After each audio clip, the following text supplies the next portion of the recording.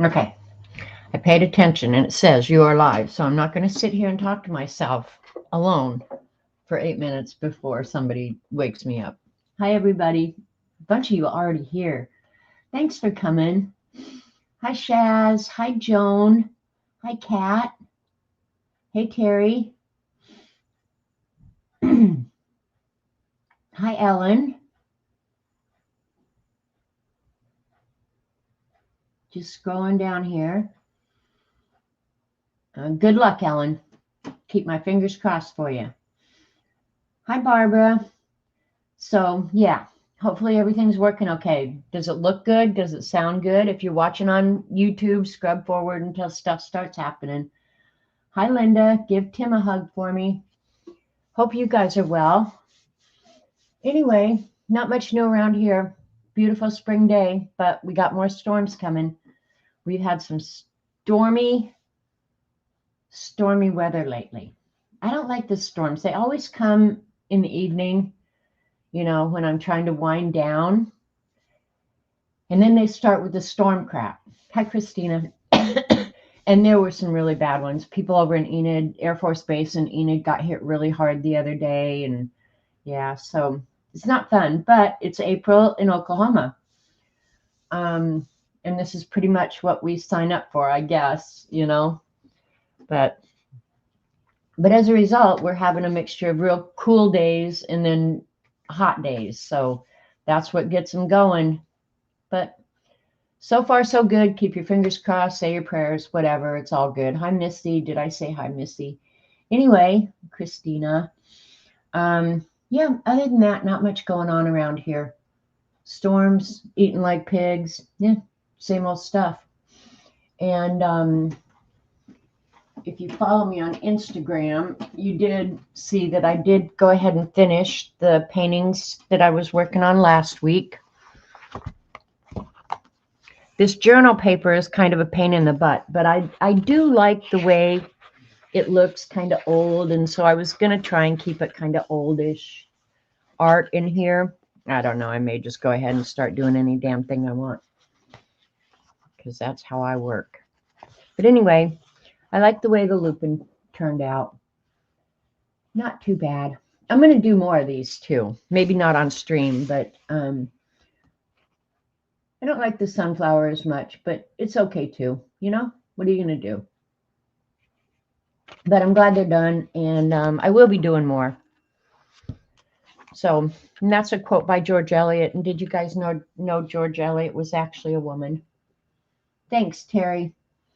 Yeah, they came out okay. Working on that paper is a little bit of a pain in the butt, but that's okay. I mean, if that's the only thing I got to whine about, I'm good.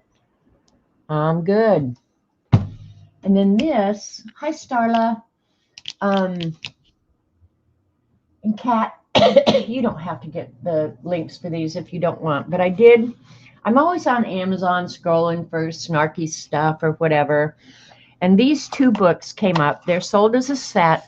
They're like $6. And so I went ahead and ordered them.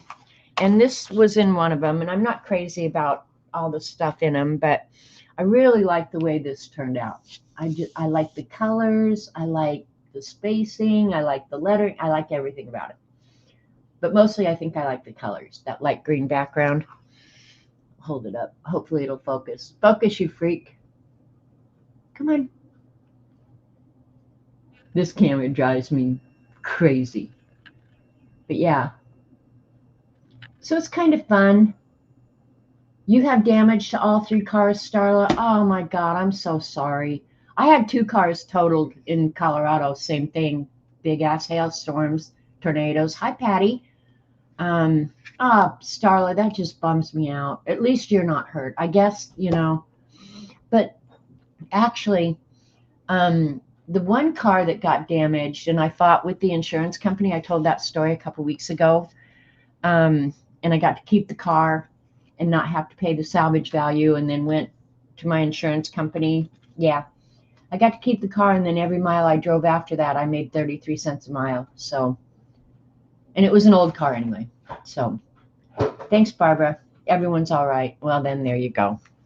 So anyway, this was out of one of these books. I don't know which one. I'll just flip through it real quick and you decide. Really simple designs. But when I'm sitting here coloring, you know, when I don't have anything to do, I'll pull something like this out and just color it. Or look at her. Oh my God, Kat, you're crazy. I'm not angry. This is just my face. Prickly outside, thriving inside. I will handle it, but I'll cry first. And let's see, I won't cry first. Polite, but unfiltered. Hey, Dee Dee. I'm showing these cheap coloring books that I got because I did this one over the weekend. And I really liked the way it turned out. So, yeah. So I just thought, okay, I'll show them. I kind of don't care. First coffee, then chaos. I had my patience tested. I'm negative. Laugh, fail, repeat. Be happy. It drives people crazy. Dreams demand drama. Now, see, I am like no drama. Zero drama. Hi, Tina. Quietly plotting. Why be moody when you can shake your booty? No, I don't particularly care for that one. Quit later, shine now. Thrive first, panic later. Petty keeps me motivated. Now, this one I really like. I will be coloring this one for sure because I'm all about the petty. I'm not lazy. I'm just very relaxed. Dream big, nap bigger.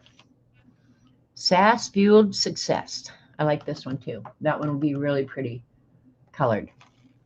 Sarcasm saves day. Vibes over vitamins. Doing my best-ish today. Ambition, caffeine, repeat. Less perfection, more sarcasm. Powered by curiosity and carbs. Are donuts carbs? Make yourself a priority. Rise, shine, plot, revenge later. Be the good. So they're real simple designs, real simple to color. I like just practicing different color combinations on them. And I get to put them out to straighten my camera and do all that. Hey, CB, fit your moods. Yeah, mine too. And these are sold as a set. You get 2 for $6. So it's like, even if you only color a couple of them, yeah, still worth the money. Confidence in your own bullshit is key. That's me. Too fab for your negativity. Born to sparkle, but not today. I'm too creative for 9 to 5. You are not their opinion of you. And who cares anyway? Thriving between snack breaks. Calm is a rumor. Inspired by the fear of being average. And I have to say, the paper is pretty thick and really nice. Hi, Dorothy. Smiling through minor meltdowns. Keep it sassy. Strategically avoiding reality. That's me most of the time. I'm a social vegan. I avoid meat. I have run coloring books like this, but naughty words. Yeah, I have another one with, well, Tina sent it to me, so be you, not them. But I was surprised that the paper was so nice. And this is a family-owned company, so multitasking my existential crisis. Don't be a lady, be a legend. And these ones that have, you know, like just crap spread out all in the background, I tend to tie it all together with some sort of pattern in the background so it doesn't look like what it is, you know? Hey, Judy.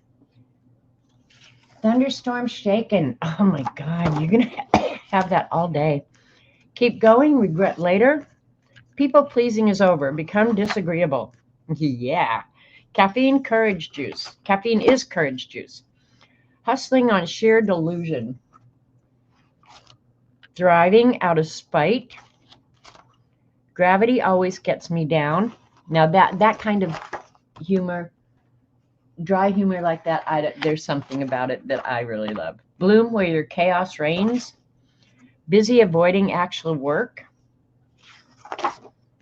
Excellence achieved by accident. Tired but still terrific. Sassy since birth. Caffeine chaos repeat. My life is a blonde moment. Keep calmish, continue on. That reminds me of the Brits. Keep calm, carry on. Yeah. So yeah, for $6, I thought that was a pretty good, fun thing.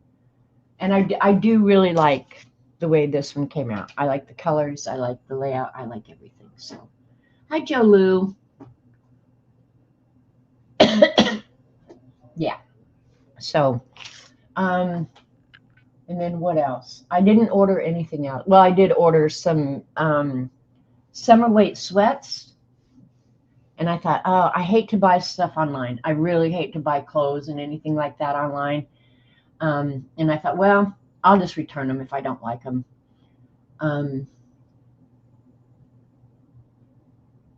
He wrote it on your evaluation that you have a dry sense of humor, like it was a character flaw. Your boss was stupid. But yeah, I ordered these lightweight sweatpants, and I have to say, I washed them yesterday because I always wash stuff before, because you never know, it's probably been on a floor somewhere. And I have to say, I think I'm going to like them. So I may be ordering more of those. And this is the book that Keek sent me, Official Dictionary of Sarcasm. It's a good book. Everybody should own one and practice everything in it religiously. And I'm not going to try and straighten that stupid camera. Here we go. Buddha, the only disgusting 400-pound man people actually choose to emulate. Buddha is the first morbidly obese guy with food issues to develop an insanely loyal following. That's not funny. I don't like that. Budget, the allocation of funds over a set period of time for a particular series of expenditures, usually shot to hell by the sudden need for braces, a new timing belt, or liposuction. Bumper sticker, a statement on a piece of heavy paper backed with gum adhesive and placed on the rear bumper of one's car, developed exclusively for self-absorbed yuppie parents whose only acknowledgement of the existence of the trophy children they pawn off to the care of a nanny comes from letting the car behind them know that one of the many little twerps was recently named Student of the Month. This is what I feel about tattoos and bumper stickers. I won't get a tattoo because it would be like putting a bumper sticker on a Mercedes or on a Lexus or something. Why would you ruin your paint job over a $1 bumper sticker? Stupid. More stupid to have it tattooed on your body, because the very best that a tattoo can ever look is the day you get it. And when you get 69-year-old skin, you'll totally appreciate it. I don't have tattoos, but I know how my skin has changed and how it looks so different. Oh my God, who knows what those tattoos would look like today? They'd be an utter mess. But anyway, that was just a comment. Burnout, a state of complete exhaustion brought on by being engaged in something unpleasant for far too long a time, usually occurring in a workplace environment, but also applicable to a relationship that has run its course. I mean, this thing is dead and we both know it. Can't we just stop pretending and let it rot? Let its decomposing carcass, I love decomposing carcass, provide the final testament to the pointlessness of continuing on with such a hideous charade. Sorry, LW, I knew you would be reading this. I just couldn't think of any other way to tell you. Yeah, that's one way to get it done. But if you don't get it till you are 81, it will look good forever. Well, CB, you run right out and get yourself that Go Texas Rangers tattoo that you've been wanting most of your life. Burrito, a delicious way to alienate the guests at a party you will soon be attending. Bus, a response to your city planner's challenge of combining a hospital for the criminally insane with a trash receptacle and a slum, and putting the whole experience on wheels for your convenience. I rode buses for a long time, commuter buses. In fact, I met my husband on the bus. So I actually like a good regional bus. Business, an occupation or trade at which a person makes one's living. Often one's business can be a rewarding and meaningful way to provide a service to the community while gaining individual job satisfaction. That was, y'all better get funny or I'm gonna quit reading. You want a small butterfly inside your wrist? And I guess I would say draw it on there, enjoy it for a couple of days and wash it off.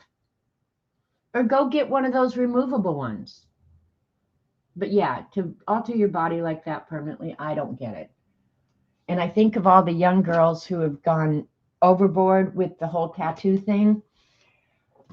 I just picture them when they're 68. I can say very happily right now, I'm so glad my grandma didn't have tattoos and that I didn't really know how stupid she was when she was young. I like to just think of her as a grandma. Okay, and I did do, but I don't know. I did do a page in the passport journal because I'd done this border and showed you guys. I did it on stream and stuff. And I love the border. I have to say, I do love the border.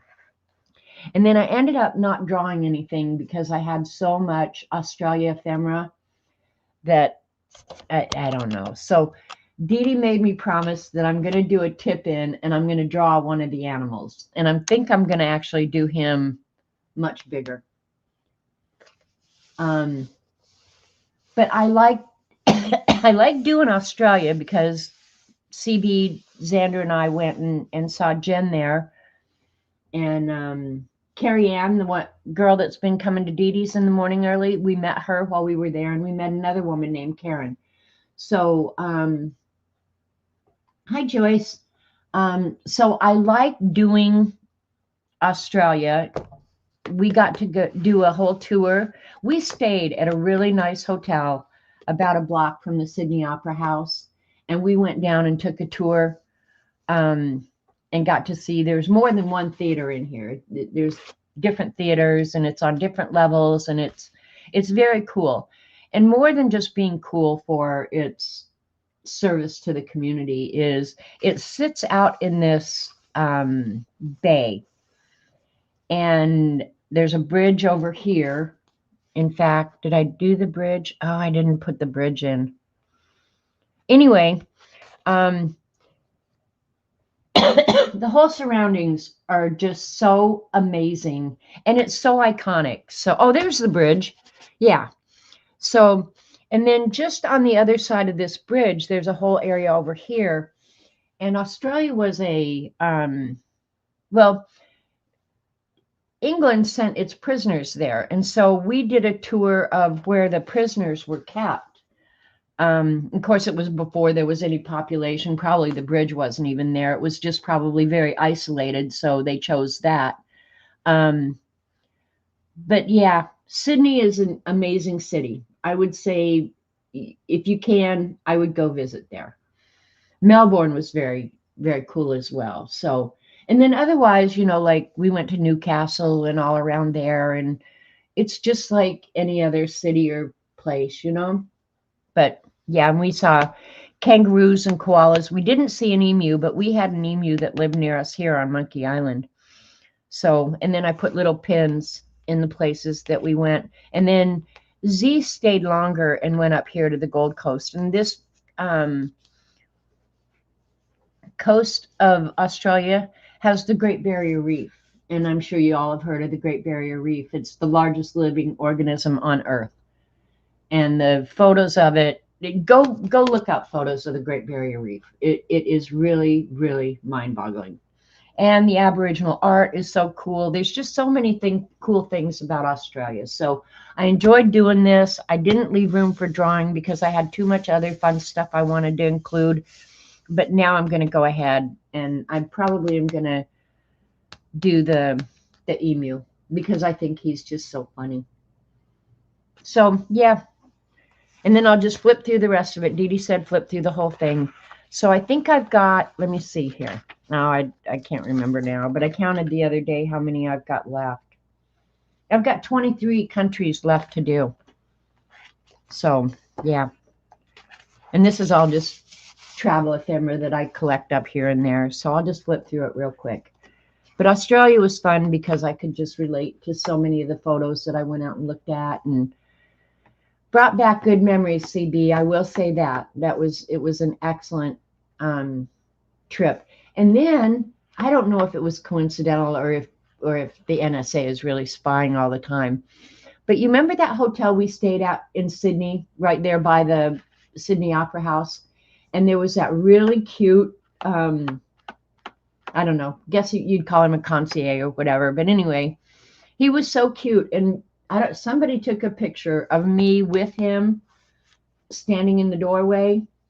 And that popped up on one of my social media things. That's weird. That's really weird. But anyway, I forgot how cute he was.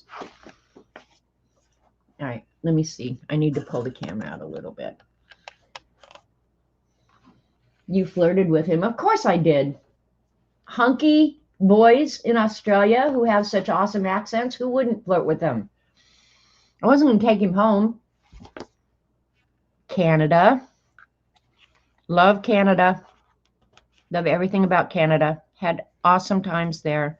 These are some other of my really, really good memories because my family went there every summer. I like this. And Dee Dee told me to do the henna hand, and I'm so glad I did that as a tip-in. So, yep, India, never been there. Other than seeing the Taj Mahal, I don't know that I have any interest in going. France, again, other than a couple of iconic places, and I don't have any interest in going there. Been to Mexico, all along the border. Never been down into the heart of Mexico.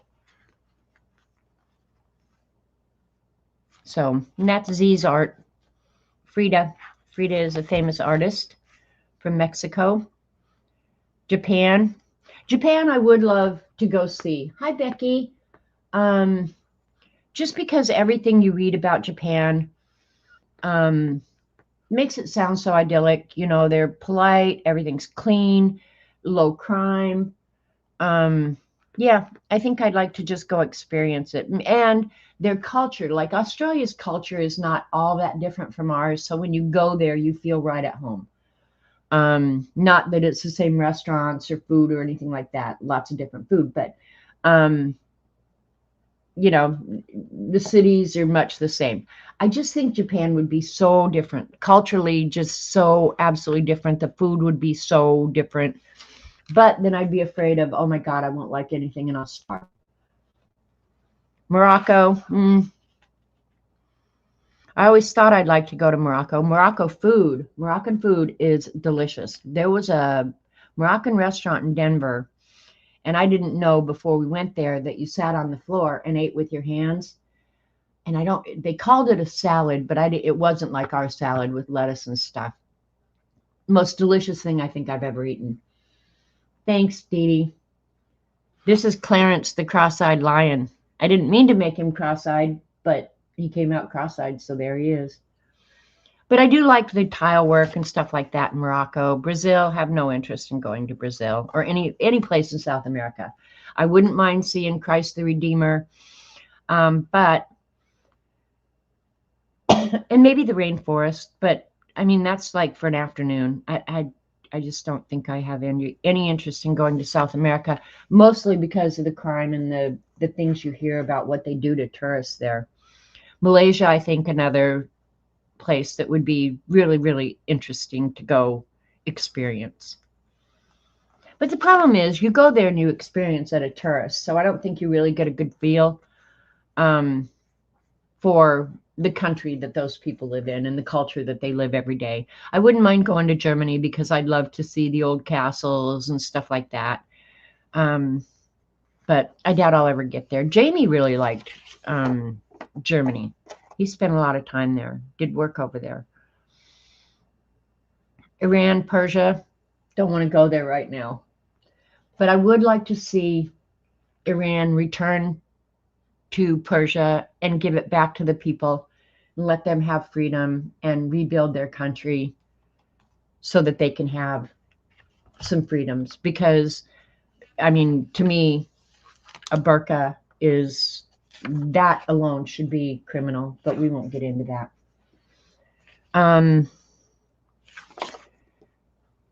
Taiwan, again, I don't think it's someplace I want to go. It's interesting to go learn about it and see it, and to see their, you know, like stuff that you'd never see in America. But yeah, it would be low down on my list of places to go. But I do like my little black mirror poking out down here. Costa Rica, again, not interested in South America or Central America. So, but I do love sloths. I'd go down there and get yeah, I would never go to the Middle East. Not the way it is right now. I wouldn't mind going to Israel. Spain, again, I think it's an incredibly interesting culture. Whether or not I'd want to spend much time there, I don't know. But it's fun to do this and kind of learn about the places that you're researching. You know, so many of the places you've heard about them your whole life. And I do read, you know, like the Wikipedia entries for them. So I kind of find out about what is their economy like? What drives their economy? You know, how many people, you know, are in agriculture or, you know, whatever. So I have really, really loved learning about that. And you can thank that whole thing on a little pack of labels that Terry Brett sent me.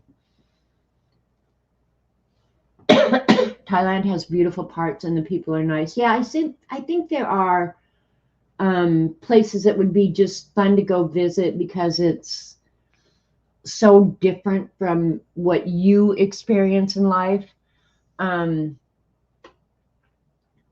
the thing is, you know, you're probably going to a city and you're going to the places that are tourist oriented, and I don't think that's really indicative. Of course, CB, you got to travel through Asia a lot and live there, so you probably got a better feel for what daily life is like there than somebody who goes for, you know, we went to Australia for 3 weeks, which seemed like a long time, but that 3 weeks went so fast, and there was so much more we could have seen and done that, you know, yeah, unless you could really commit a good hunk of time, you're not really going to find out anything. You did a sloth encounter? They're cute, but don't like people very much. Well, I don't like people very much, Becky. Does that make me a sloth? They're serious when they tell you only pet on the back of the head. Ask me how. Because they bit your hand off? Hi, TX Texas Cactus. You said your name at Dee Dee's. Was it Jana? Jana? I think it was. Hi, Jane.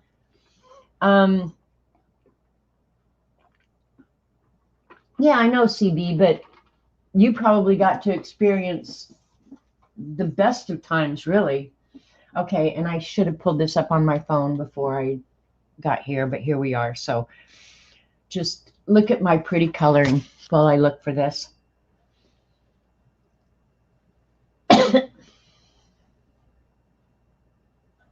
You know, one thing I hate, I'm just going to whine while you're here. I had this pulled up this morning, and I went back to look for it again. And as soon as you get off of Instagram, it's like a jigsaw puzzle that they turn upside down. Like, haha, it's gone now. Go find it again. You know, it's like, if I leave it on something, could you just leave it there? And when I want to go back to home or something else, I'll do that. I'll choose that. Could I do that? You think you could do that for me?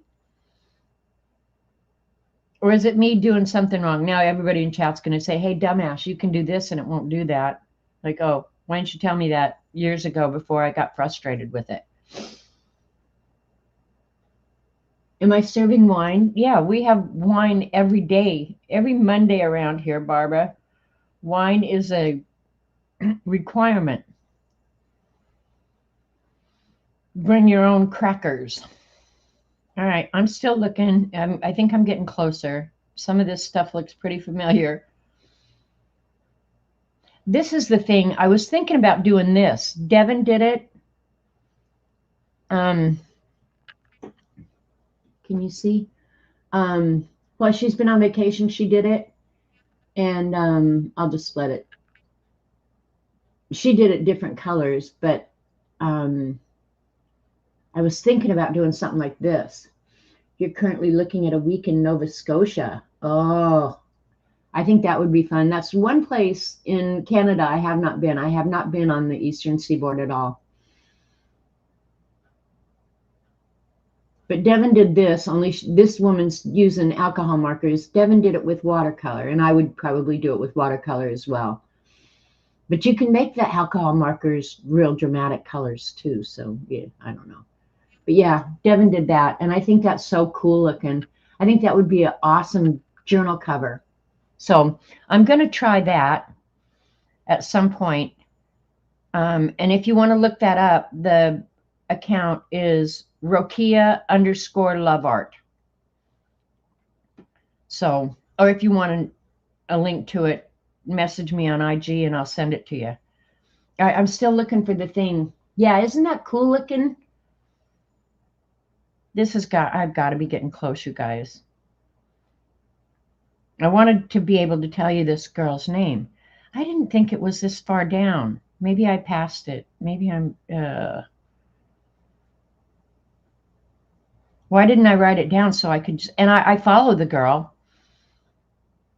I know it's not this far. Okay, I got to go back. Sorry, you guys. I could have been better prepared. But why would I do that? I want to give credit. And sometimes I just remember it in my head and I don't save it. And then I can't give credit. And I always feel a little bit bad for that. Okay, here it is. I did go past it. Spelling, please. ROKIA_love art, one word. And this is Blair illustration. So let me see if I can get it started again. Come on. All right, here she's starting it.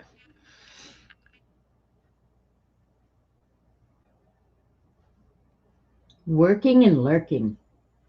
So this is what I'm going to do today. And this girl's name is Blair, Blair illustration. And she does a lot of this sort of stuff.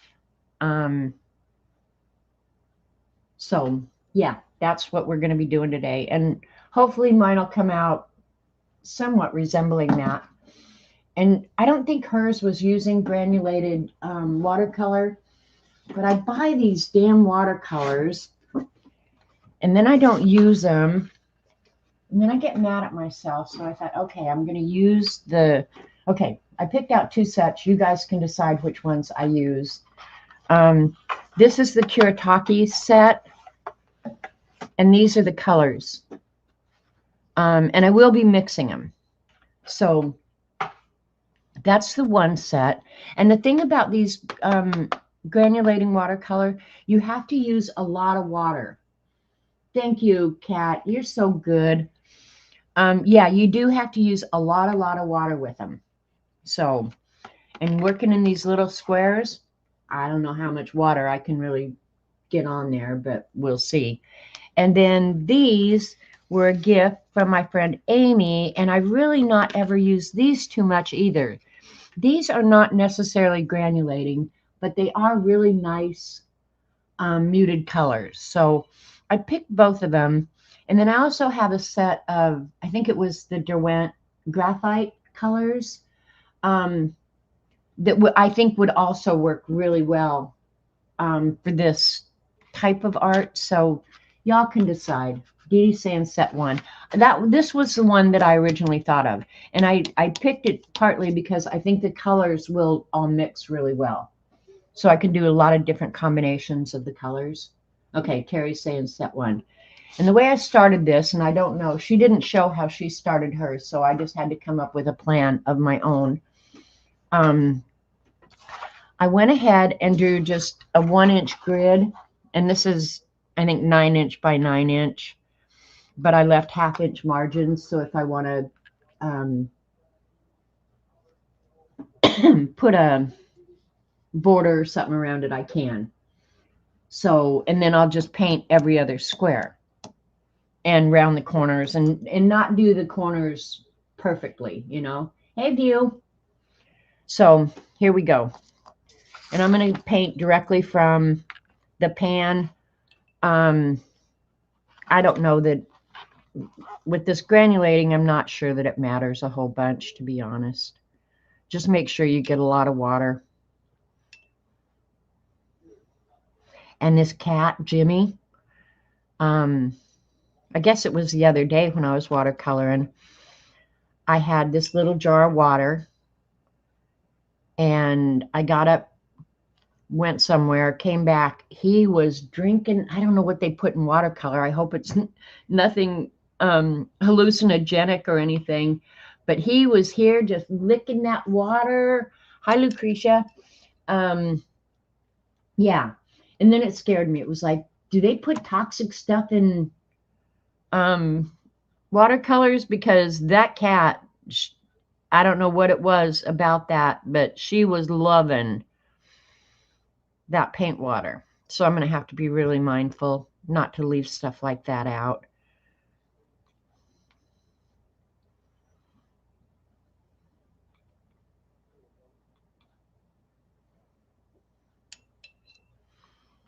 And if you have these, there's 2 sets of these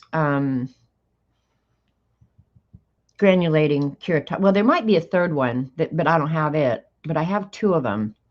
They're very fun. They're not colors that you're ever going to use in a real life painting unless it's, you know, Fantasyland or something like that. But they're not colors you're going to find out in nature. But they're really fun to play with. So thought it was coffee or my regular water. What? Yeah, I'm going to have to be really, really careful with this cat. I never even imagined. And I'm going to go ahead and wet the paper first. Because again, water is really the key to these granulating paints. So bear with me here. It's going to take a while for it to dry, is the problem with that. Let's just go ahead.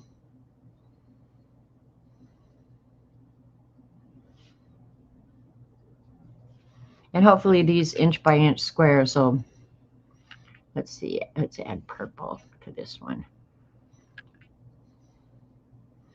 I mean, I will have to be somewhat mindful about color mixtures, you know. I don't want to put green and red together because I'll end up with gray. Do I need to pull you guys in a little closer? And I don't care if the squares aren't perfect, and I'm going to do every other one. So I end up with, you know, 50% white space on here. And I don't know that I want to make it as wet as that first one. Let's try this one just a hair dryer because it's going to take a lot to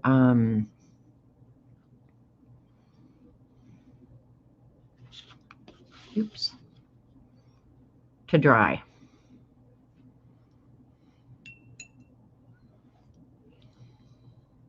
Let's do the blue.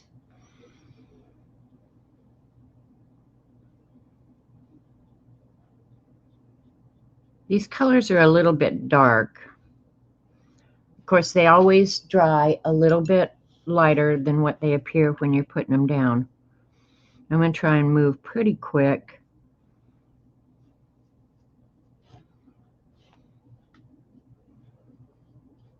And I only have the one water, so when it starts getting a little dirty, it's just going to be what it is.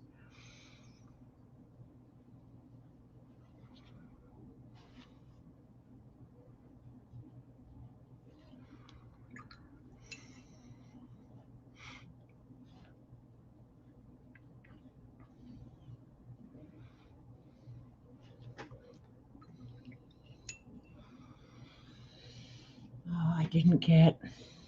Oh well, I'll use this rag. Some of these I may end up pulling up some of the excess paint so that you can really see the granulation.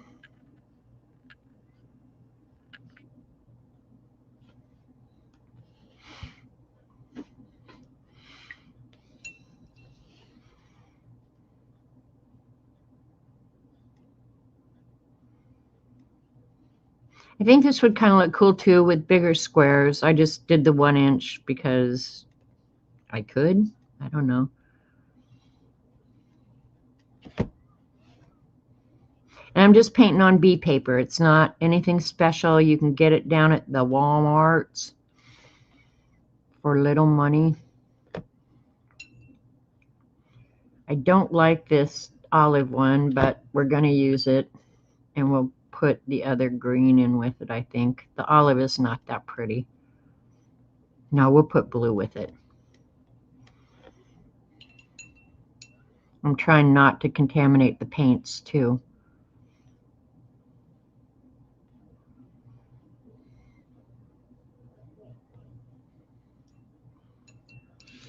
I do like how they mix. Oops.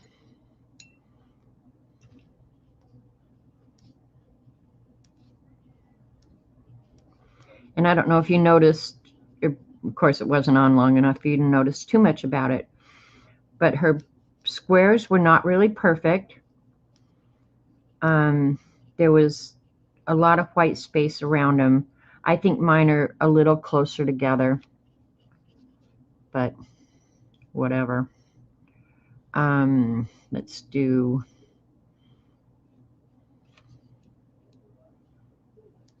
yeah, see, I didn't have as much water on that one. And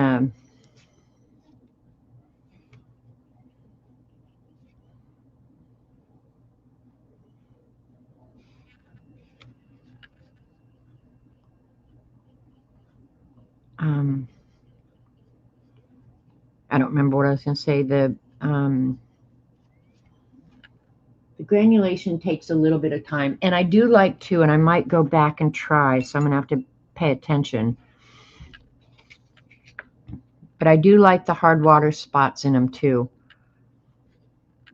So I'll probably try and incorporate some of that. See how that corner dried really quickly?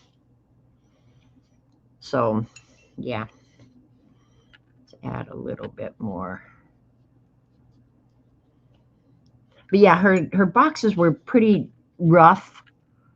They weren't smooth squares, which saves a ton of time.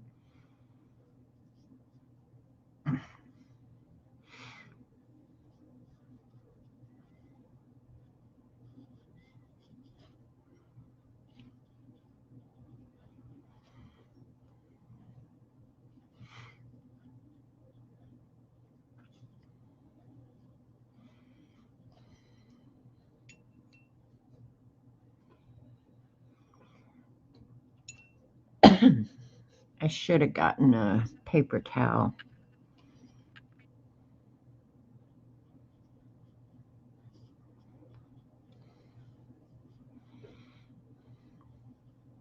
And I really don't know how they make these granulating paints. I think they put 2 different pigments in there, and some are heavier than the pigments around them, or that they mix with.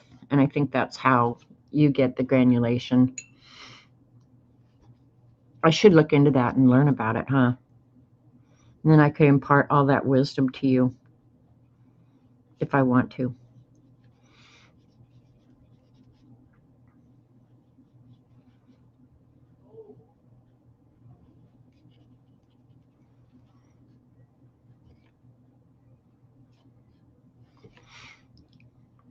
See, I didn't get enough water down there. Now I got too much water. That's all right. I think better too much than not enough.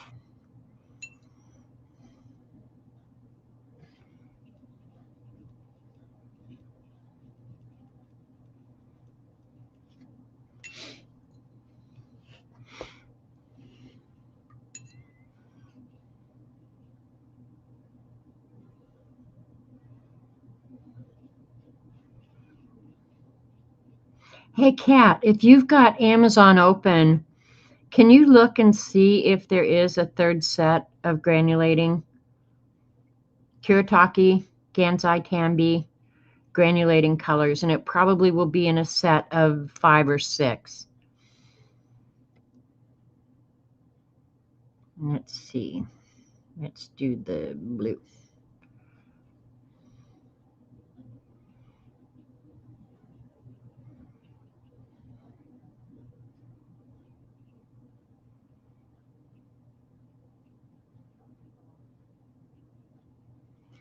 Leave me boss and cat around.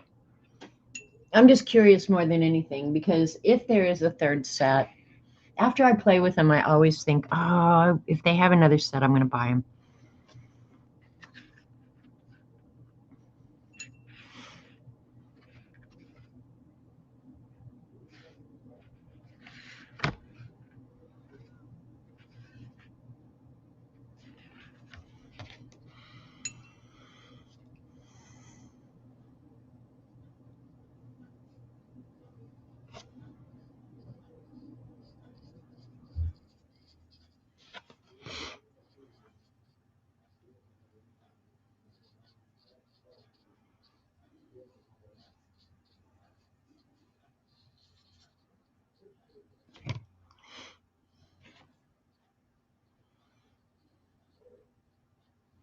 I do like that green a lot.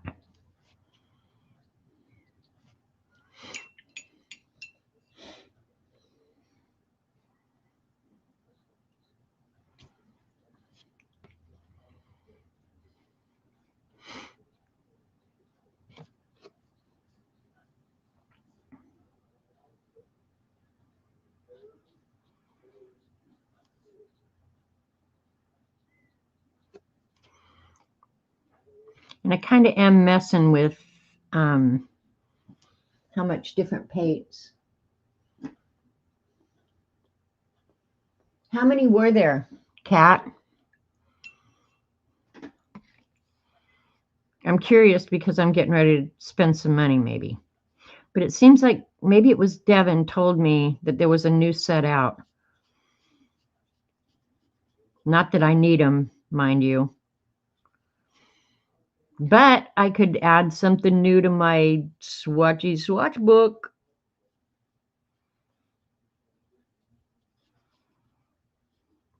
And I have used that, you guys. The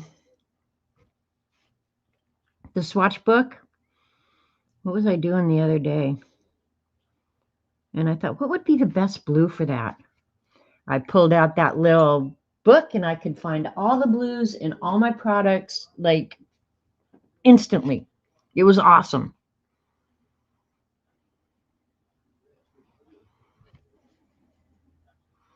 Now the olive and the purple, I don't know how that's going to be, but we did it. So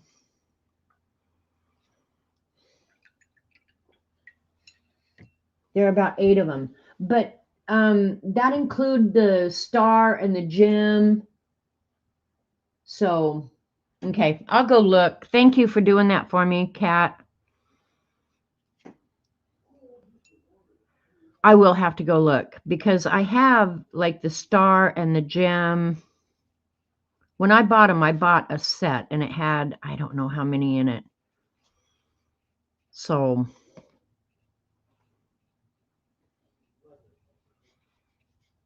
and maybe they only sell them as sets, so I don't really know.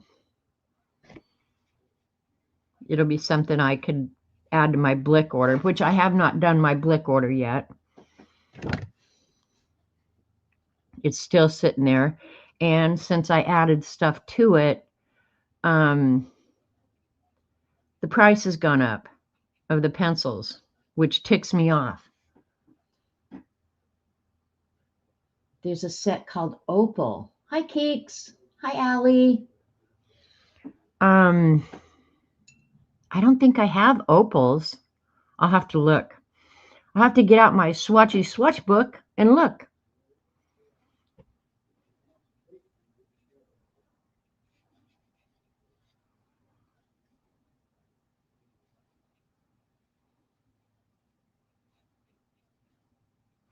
I'll do that when, while I'm kind of waiting for this stuff to dry.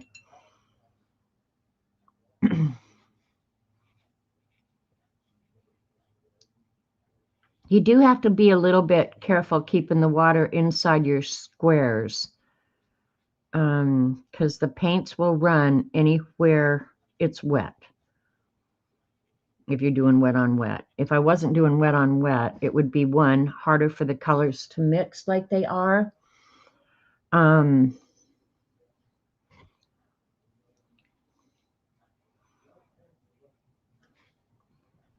they wouldn't granulate. So that's another reason. And you can kind of see them granulating in the pans. Can you see the mixture of colors? Like the green has, you can see the blue that's mixed in it. That has brown. That has, I think it's more of like an orange or yellow kind of color. So you can kind of see them granulating in the pan as you're using them.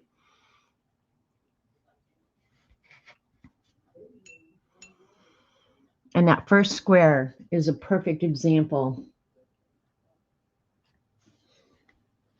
What I'm going to use what for, Lucretia?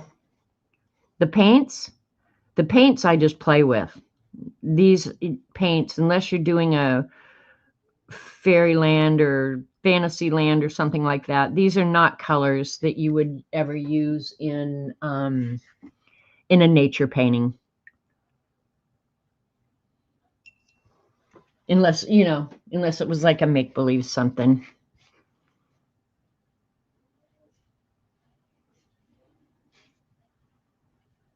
But I do a lot of abstract watercolors. I mean, I can paint a picture of an owl or, I mean, I've showed some of my paintings, the realistic kind of paintings, but I actually like just playing with the paints. Oops, that one's right underneath there.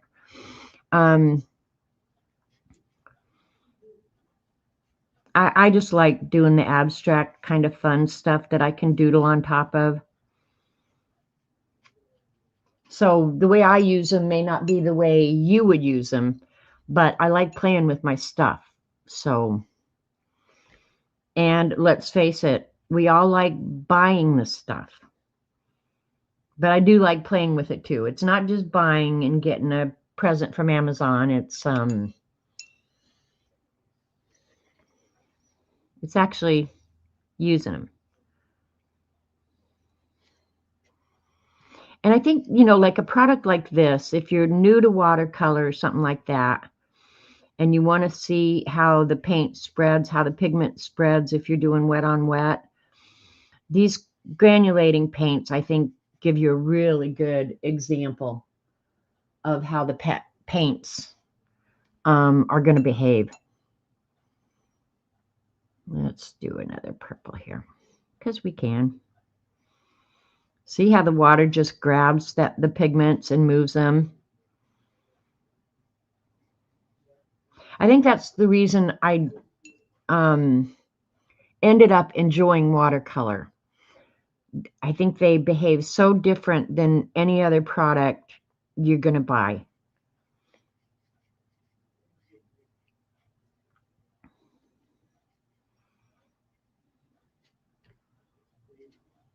Like nothing spreads like watercolor. I'm going to pick up some of this. You can definitely see the granulation in some of these now. Takes a little while, and I'm sopping up some of the water so it doesn't take 15 years for this to dry. And plus it eliminates some of the mud. That olive color tends to make mud. But it's turning out pretty, so I don't really care. I'm good. I'm good. I'm good.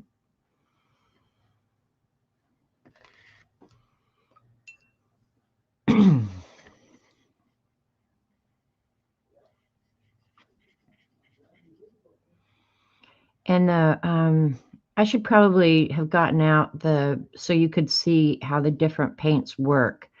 I have some Daniel Smith granulating paints, and they're a lot pricier than,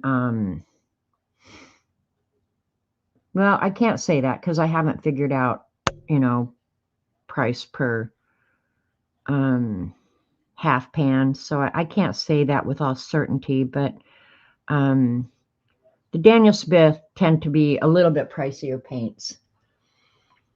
And I'm not sure if you can buy them in a pan. I'm going to go ahead and do the green with this, but it could very well make mud. We're going to try. If it does, we'll pick it up.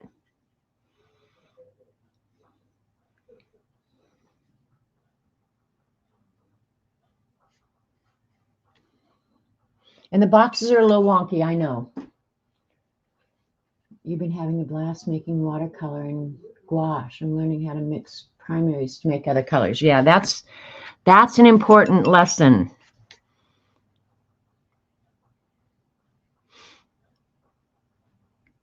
And when you learn it, it makes sense, and you'll apply it, and your work will be better. I mean, you'll learn what to mix or what not to mix more often than not to keep your art from getting muddy and dirty looking.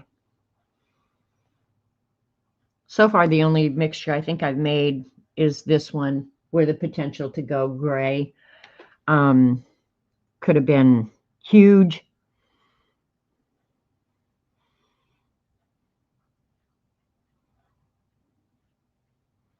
And I'm not of course, I'm only doing inch squares, but I'm not picking up a huge amount of paint here.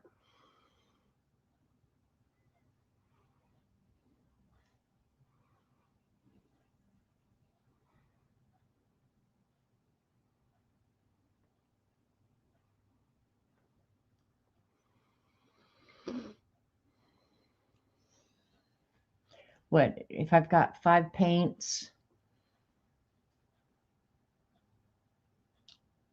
I don't know, there's a lot of different color combinations you can make. Hi, Joanne.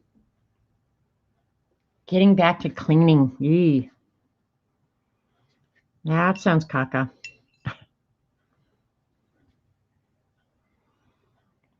I did a fair amount of that. And you guys, I was going to tell you, I have a robot vacuum. And I haven't run it when Jimmy's in the house yet. But I was so tempted. I was going to bring him in so he could watch the robot vacuum.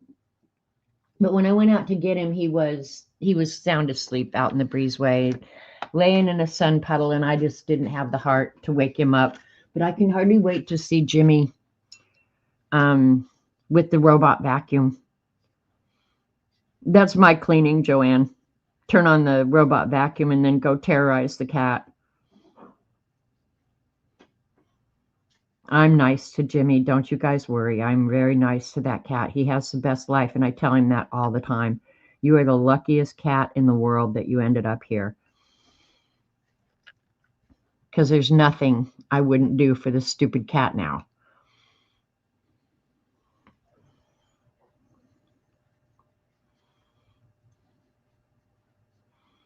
And I quit locking him up at night, so he gets to roam at night. And fortunately, he's been really, really good about not waking me up. That was the thing that worried me the most. I thought, if he comes bugs me while I'm sleeping, this is not going to be a match made in heaven. But other than getting me up when it's time to feed him, and that's fine. I knew he'd do that. Yeah. So far, it's all good. Oh, damn, I went really crazy there. That's all right. It'll be okay. It'll be okay. Don't freak out.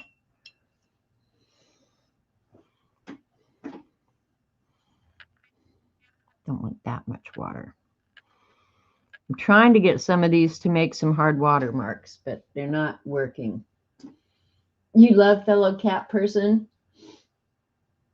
Yeah, well, Jimmy hasn't seen RoboVac yet. Every time I've run it, Jimmy has been, during the day, I have to say, that cat gets me up in the morning, and he was throwing up. I think he was just eating too fast. I don't know, but that was bugging me, you know.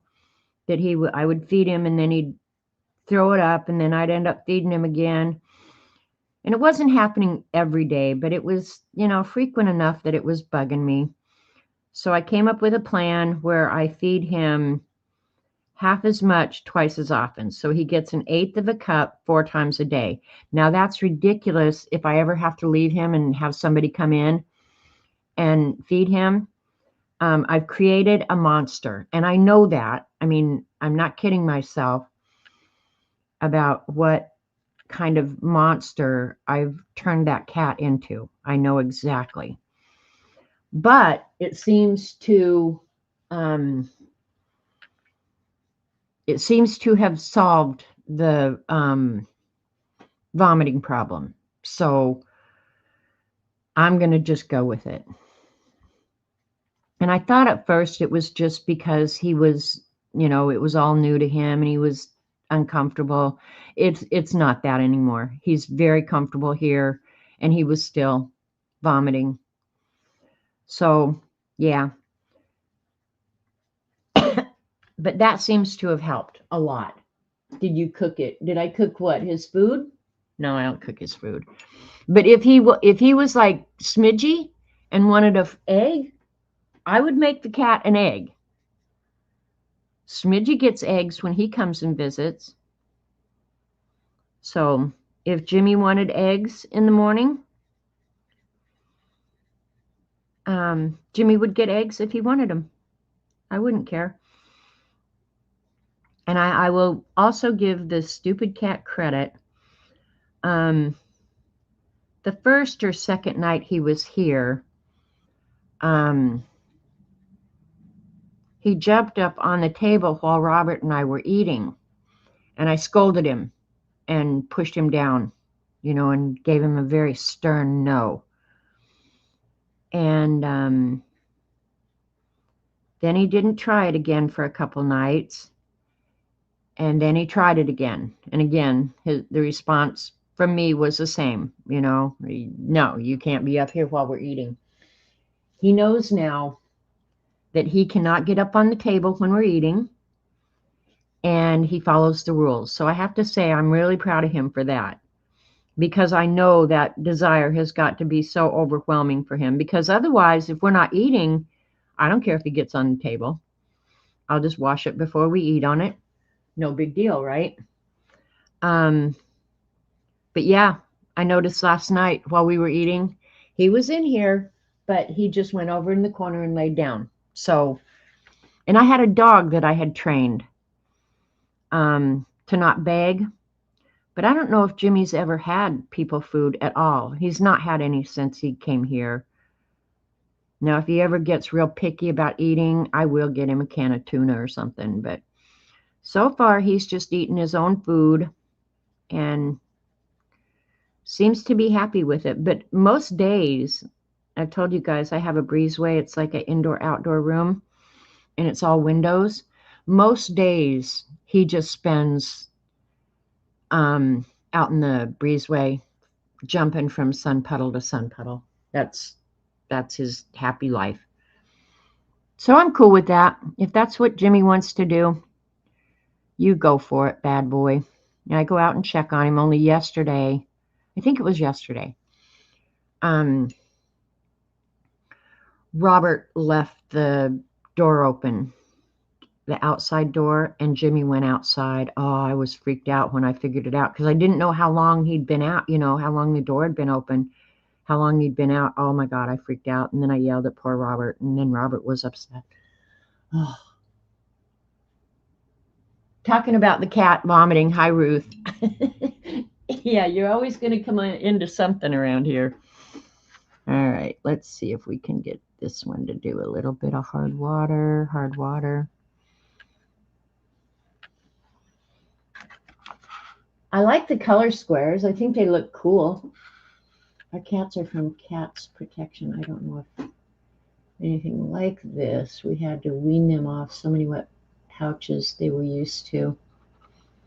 Yeah, the cat did come back. Yeah, the cat came back. I ran in the house. It had been raining earlier, and so the ground was wet, so I had to run in the house and get my shoes. And before I came in the house, I hollered, his name. And of course, I'm freaking out, because I mean, we do have foxes and different animals around here. I don't want him to have to go out and fend for himself. He doesn't know how.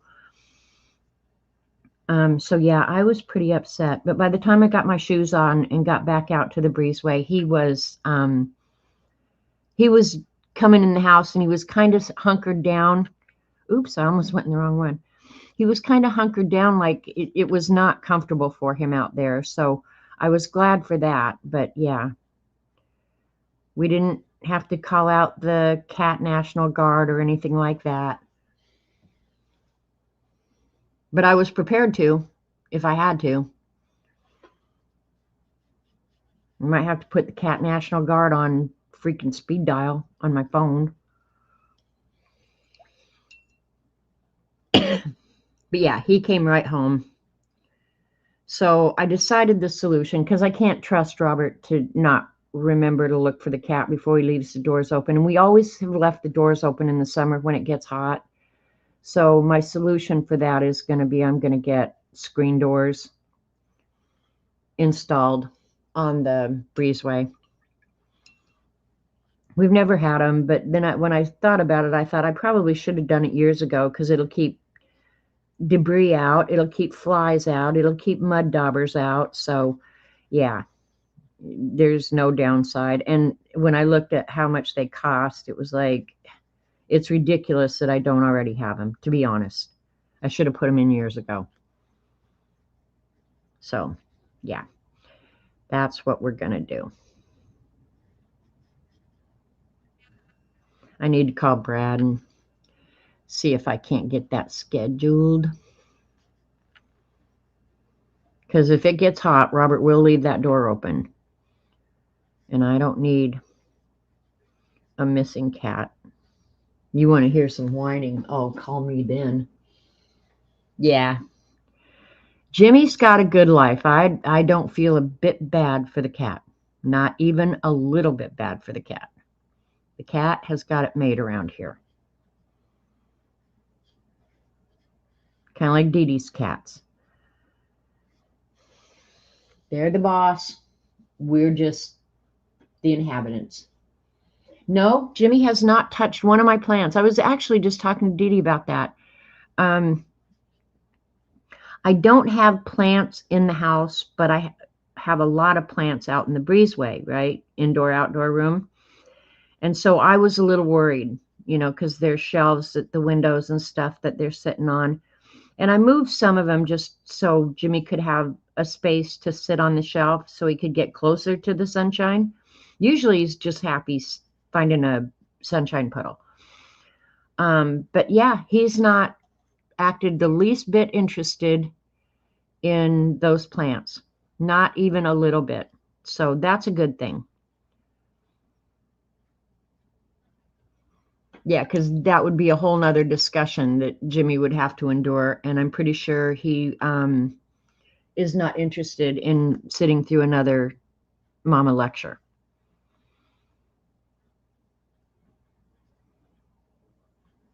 Just guessing, but I'm pretty sure. We acquired 2 new cats You got 2 last week? Otter is not thrilled and chases them. They sit in driveway and yard howling. I take small amounts of food out. They won't come to eat until I get to porch. No.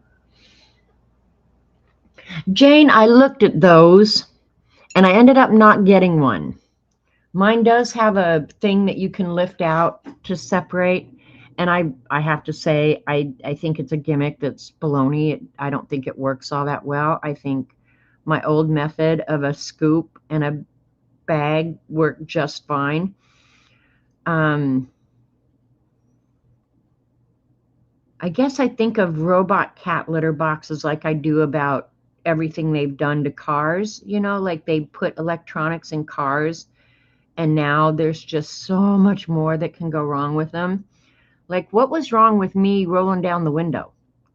It didn't kill my fat ass to roll down that window to get some fresh air. Just saying. Not that I don't like automatic windows, but it's just another thing that can go haywire, So That's me whining about that. And I think the same thing about the litter box, you know, like, really?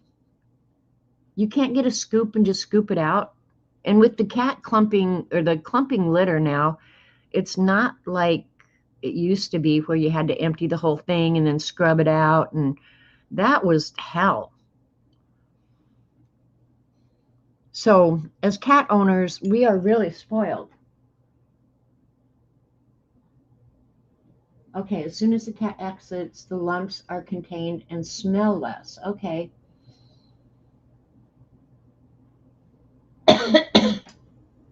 Oh, Ruth. No, he hasn't. Of course, now I won't bring plants in the house. And like Dee Dee had mentioned, that poinsettias are poisonous, which I knew. And I usually buy one at Christmas for the dining room table. But I just won't buy it this year. I don't care. All it's doing is saving me money because I just wait for it to die and then haul it to the dump.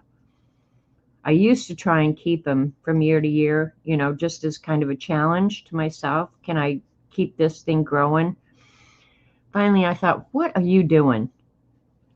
You're a slave to this damn plant all year long. It never looks as pretty as the ones that you could go buy. Are you crazy? Just go buy a pretty one.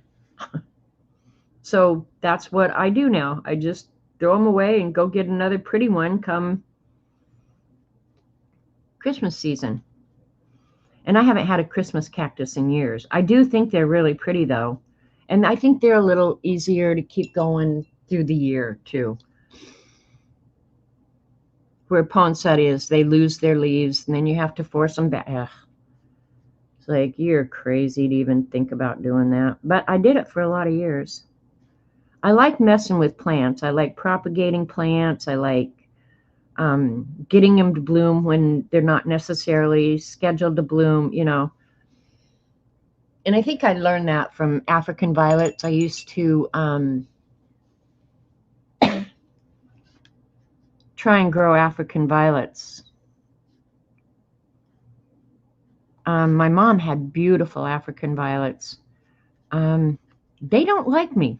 That's just what I'm going to say. They just don't like me.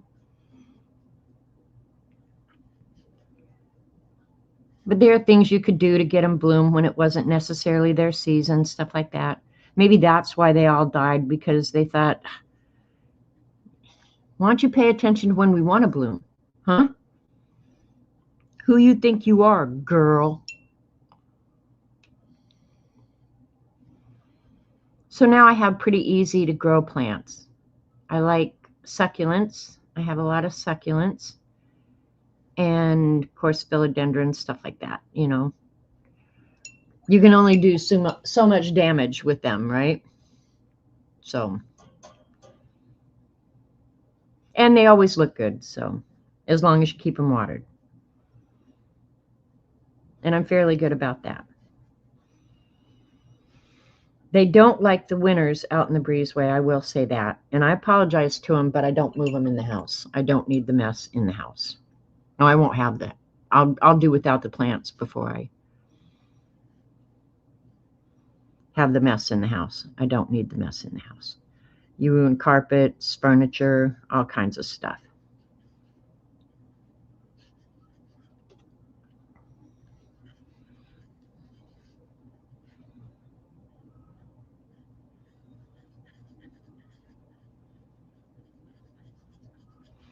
And I went out yesterday and looked. I'm going to work in the garden tomorrow.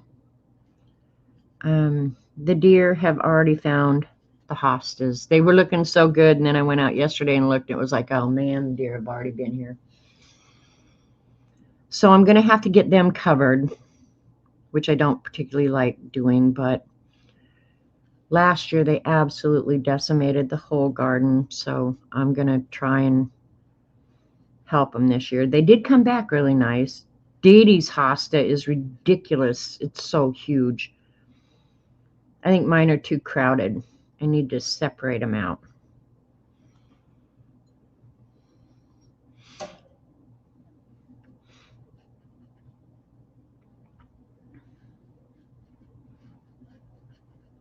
Too late for this year, so whatever.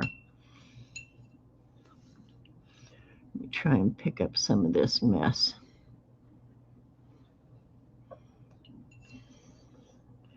And this caca.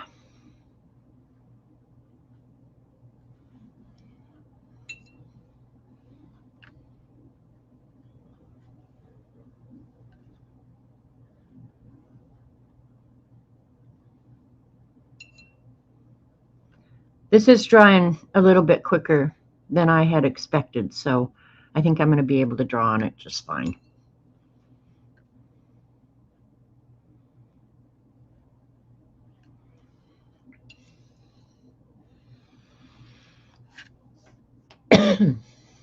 Oops, too much water.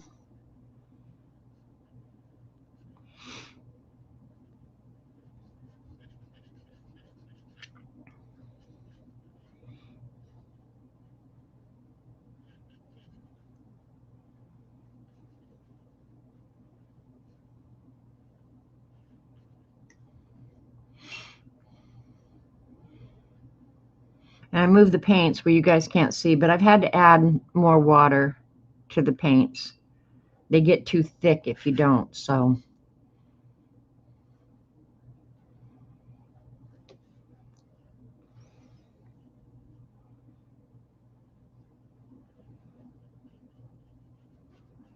I don't think I've done the olive green and red one because I was too afraid it would turn to mud, but I think it's going to be okay. So we'll do that.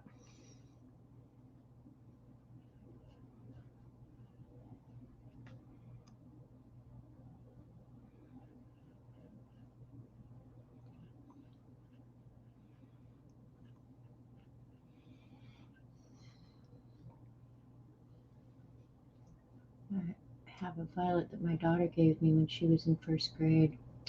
Aww. That's cool, Brenda. When we started traveling in the trailer, I had some African violets then, and I gave all my plants at that point. Well, I gave one of them to my next door neighbor, which I have since gotten back because they sold their home years ago and stuff. So I've had him back. But all my African violets went to the church ladies. And I'll bet you $100 if I got in touch with them, they'd say, oh yeah, your plants are still alive. They were so excited to get those African violets. I had one that was called Peppermint, and its blooms were red and white striped. And it was a hybrid, of course. And it bloomed like 2 years, the first 2 years I had it. I was keeping it in the greenhouse then. And I'd love to know if that one, because I bought it from the lady and she said, we're not going to have, these are like a special order or something. We're not going to have them. So if you like it, you better get it now. And of course, that's all you got to tell me. And then I'm on it, man. I'm going to buy that right now today. But I wonder if that peppermint violet is still alive. But when it was blooming, it was really pretty.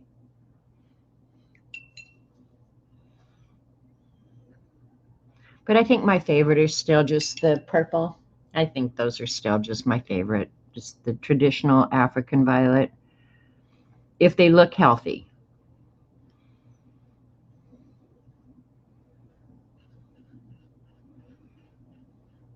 And I've tried orchids and all kinds of things. Yeah. In some ways, I'm good with plants, and in some ways, I'm just an absolute disaster. I could never get an orchid to grow that long. And another thing I tried was bonsai. I paid way too much for a bonsai tree. And this was 30 years ago when I lived in Colorado. And I loved that little tree so much, but apparently I did not understand the care of bonsai, because I think it lasted about a season Well, now my nephew, who has since left Oklahoma and moved back to Colorado, he has totally gotten into bonsai. And I don't know, it's been a while, but my brother showed me a picture. He has a room where he keeps all these bonsai trees that he babies and takes care of. And he has one huge one. I mean, it's so big. And he trims them. He sells them now, I guess. I think that's what Don said, is that he's selling the bonsai trees. Well, my bonsai tree did not last even a season. I was apparently not a good bonsai mother. Shoot me. But I still would like a bonsai, so I got to remember to tell Jack, could you please start one for me and get it started real good and then give me really good care instructions? Because I think bonsai trees are very cool looking. But they take a fair amount of care. All right. Nope, I got 2 boxes left.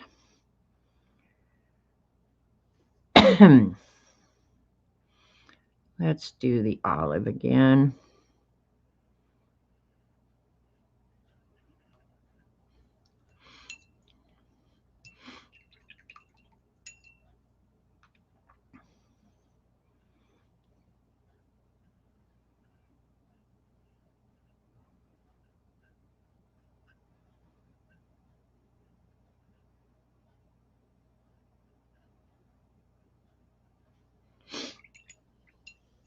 Time to give you an indestructible bonsai. Yeah.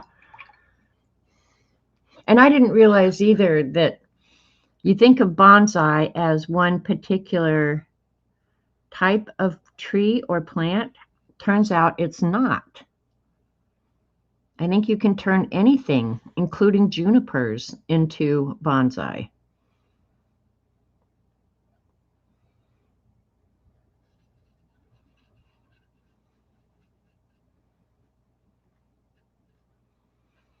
Jack's a strange kid.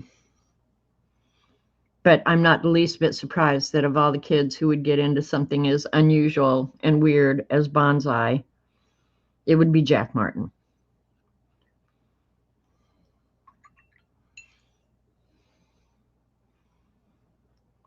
Let's see. I think I'll do, I've got red. I don't want to do red. We'll do blue.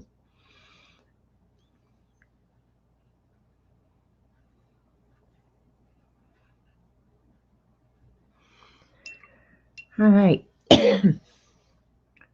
See if we can get some marks on here.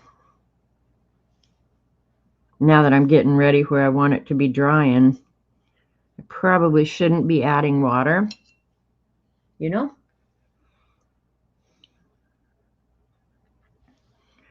Clean up some of this excess water, and then I'll hit it with a heat gun. Hi, Barb Clark. Thanks, Ellen. We'll see how it comes out.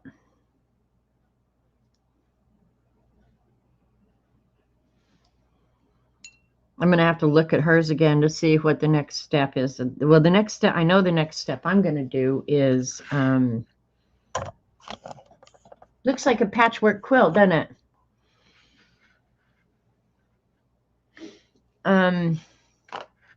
Hit it with a heat gun and erase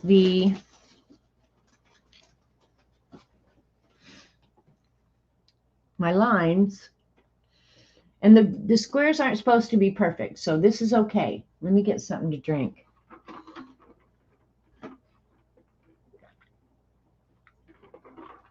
Thanks, Ruth. All right, heat gun.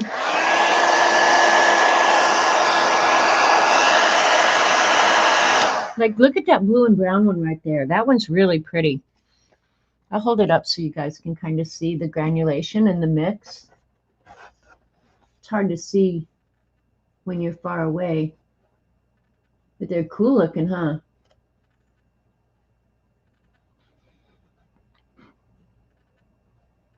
Like, I like that one. That one is very cool looking. And that's some that I added water to. And I kind of wanted more of that, but whatever. Those two are too close together. I must have done the same colors combination there. Oh well. What are you going to do? Yeah, so it's cool. All right. Now, heat gun. I'm using the Kuretake Gansai Tambi granulating. I have 2 sets of the granulating colors, and Kat was kind enough to go put a link in for you guys for all these small sets of the Gansai Tambi paints. You guys, I love Kuretake paints. And what really makes me mad is Dee Dee told me years and years ago when we were in Oklahoma City getting Robert's cancer or leukemia treatment, she said, run out to an art store and buy the Gansai Kuretake paints, you know. And I did go and look, but I couldn't find them. And so then it went out of my head and I didn't think about it. And I didn't think of it until when did I buy mine? About a year ago. Oh my God. All of the Gansai Tambi paints, not necessarily the granulating, the regular paints too, are so nice. Part of the thing that makes them so nice is the full pans, the bigger pans. You're not wrecking your brushes. It seems like it handles water better. That's the way to put it. The water spreads out and you get a nice even, you know, where in the half pans you got a puddle of water sitting and all the paint's on the outside. These don't do that. You've already enabled you? Okay, way to go, Ruth. You rock. Heat gun.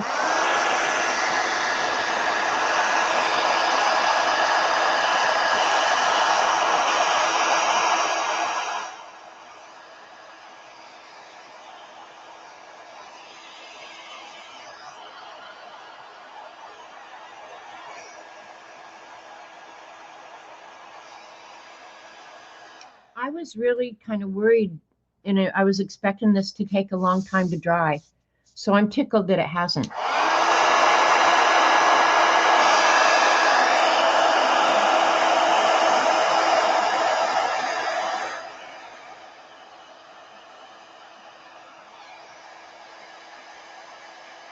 All right, those should dry while I erase. Hi, Butter Roll. I'm going to leave the outside border lines. So if I decide to add a frame to it or something, I know where my marks were. I could always redraw them, who cares, but I'll just go ahead and leave them.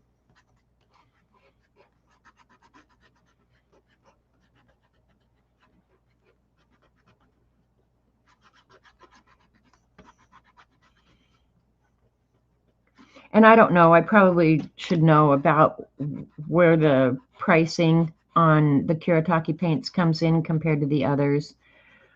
They're cheaper than the Daniel Smith and M. Graham's for sure. And I had done a price comparison. Well, it's probably in my watercolor book. So I kind of knew if I was going to recommend a paint where it came in on the price scale, because some of these paints you can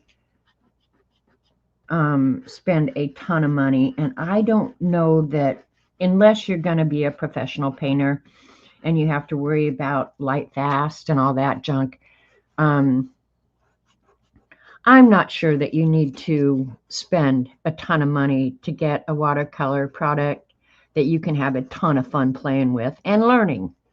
You know, I'm not sure that, of course, at some point you're going to have to use, if you're going to be a painter, you're going to have to learn with the more expensive paints, but they're going to behave better than any of the student grade for sure. So,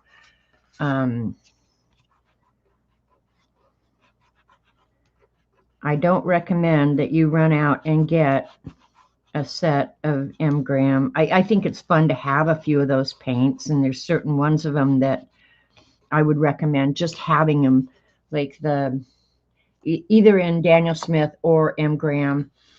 Payne's Gray you need to go to a high-end paint to get like the Payne's Gray or the neutral or something like that. You'll do yourself a favor.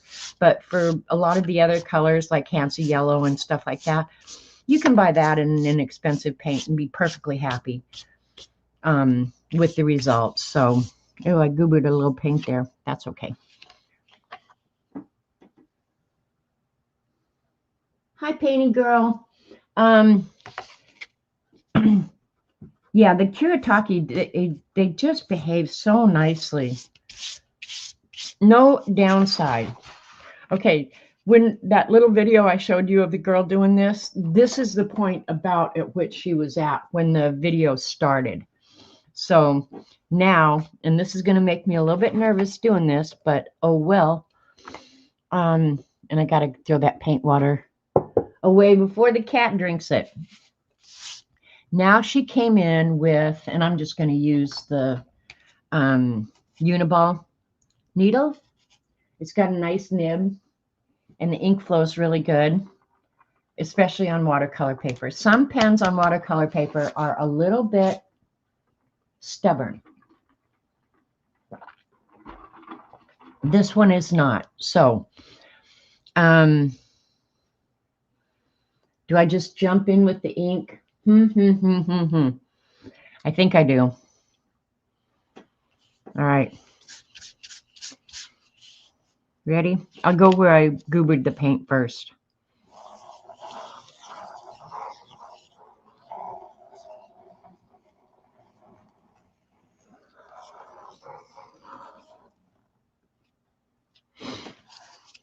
After I said the ink flowed so nice on the paper, then it just goes and does something like that. That's enough to piss me off. Turn me into a liar while the camera's on. That is very, very annoying. Okay, so got my initial string.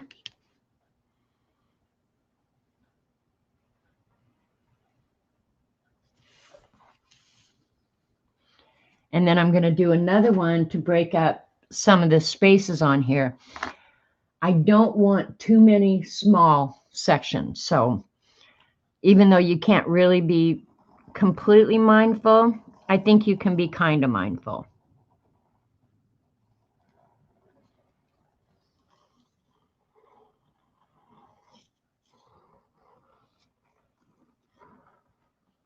Where did I start this one? Up there? Where did I, oh, there, right.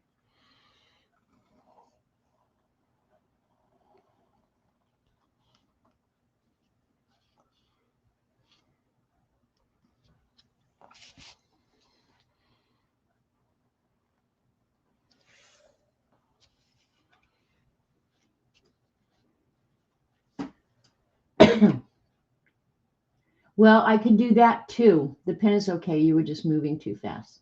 Thanks, CB. I figured that out. Yeah, Zentangle would be fun. But what she does, and she does all one design, I'm going to do it like hers, but I'm going to remember that I can go back and do it a different way too. And now she does the Neurographic thing, which y'all have seen 100 times. And she made her lines a little bit thicker. And I probably will end up doing that. And the thing too is her lines were really uneven, and she did a lot of them intentionally. And I'll show the video again, so if you came in late, you can see what I'm talking about. If I can find it, because Ustream is such a butthead about saving where you were at. Hi, Adele. I think you're new here. Thanks for coming. The ladies in chat will be pretty nice to you, I think. They usually are. Some of them are kind of creeps, but most of them are really good. Oh, good. It saved right where it was. Yeah, baby. All right, here we go. Nope, wrong one. What the heck? That was from the dinner the other night. Oh, look. Dee Dee popped up with her bee journal. I loved you're not new? Okay, well then I'm on drugs. The bee journal was awesome, Dee Dee. Awesome, awesome. I kind of wish you'd done more of it on stream, but I understand the problem of sitting around waiting for stuff to dry and stuff like that. So I get, I get why you didn't, but it would have been cool to see a little bit more of the process. Not that we couldn't figure it out, but all right, I'm looking. Sorry. I put you through this once. Now I'm going to put you through it again because it was so much fun the first time. I didn't think it was too far down here. I save so much junk, you guys. Oh, I need to clean this out. And then the thought of cleaning it out is so daunting. That unearths me too. So it's like, oh, God. All right, here we go.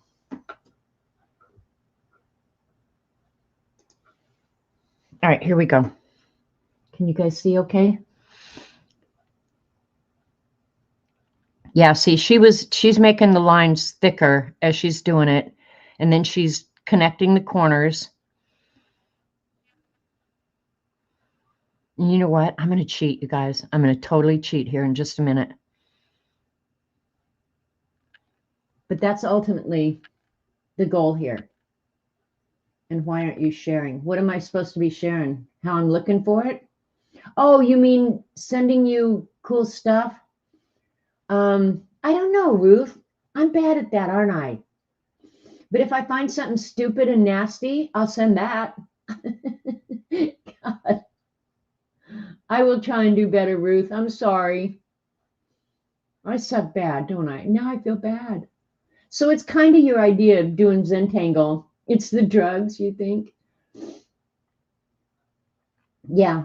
So isn't that just cool? Yeah. So, and that person is Blair, Blair, illustration, all one word, on Instagram. So, yeah. But here's how I'm going to cheat, okay?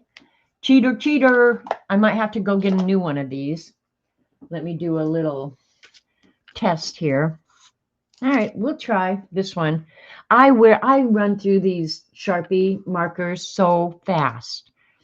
But to get the fat lines rather than sit there and color them in and torture you guys, which I don't mind torturing you. And if you thought I did, you were wrong, because torture, not even an idea that I think about. So,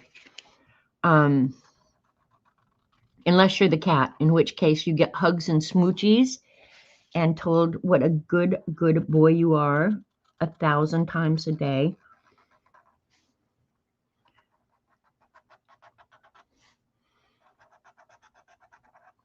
So this is a good way to cheat to get the thick lines.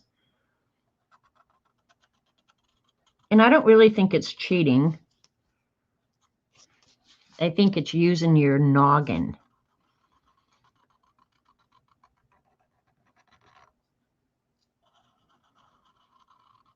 It writes fairly good on watercolor paper.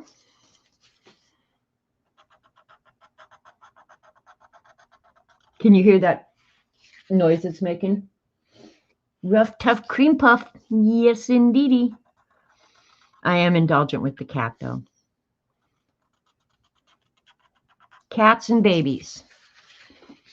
Teenagers and adults, you're on your own.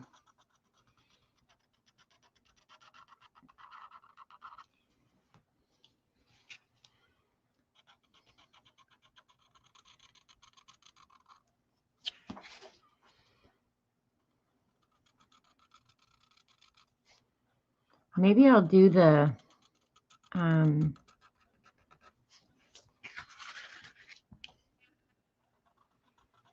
corners with the smaller Sharpie.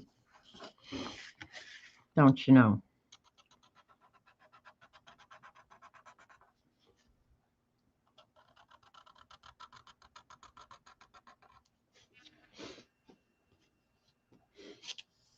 As long as you cheat fair. Okay. Deal. I'm going to cheat fair.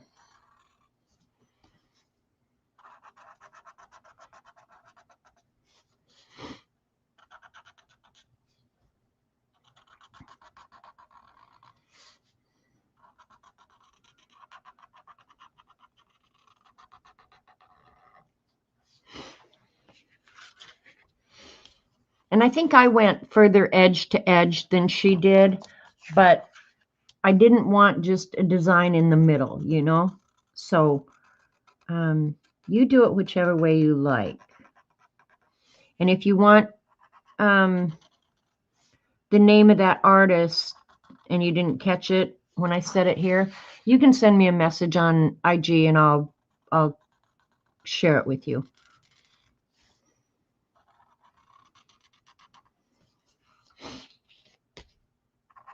That's a weird space right there where I connected them.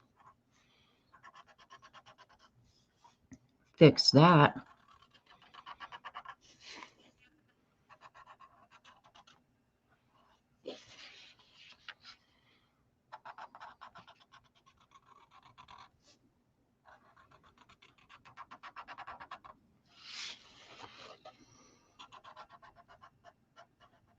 Oops, went outside the line.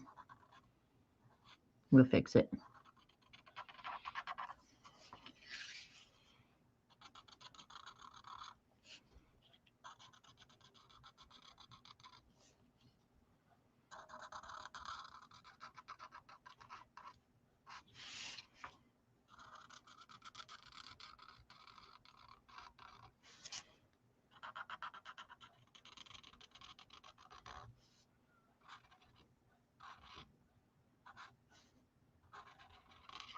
Good thing I goofed up at an intersection there.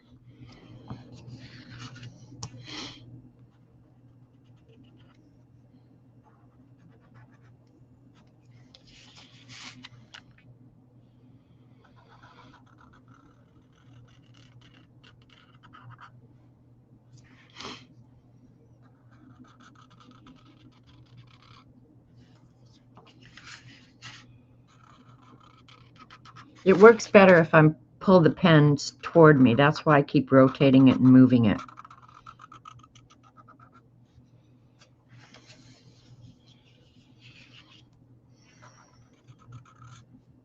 Now, what am I going to do with this when I'm done with it? I don't know. I have no clue. And it doesn't matter. Don't not do something because you go, well, what am I going to do with it when I'm done with it? And a lot of people will ask, well, what are you going to do with it? I have no clue. And in my world, it doesn't matter because I do things either to learn from it or to just enjoy the process and use the cool stuff so that I can use up my cool stuff so that I can buy more cool stuff. Okay? So don't let people say, well, what are you going to do with that? Who cares? Who cares what I'm going to do with that? Anything I want is what I'm going to do with it. How about that? Okay, you found her? Okay. All right, so now it's the neurographic part. Let me see if my other... Now I'm going for expediency. This pen has been iffy lately, so... There. Okay, hang on. If I'm a little bit careful, I probably can do the neurographic with this, too. And it'll be faster. Let's do that.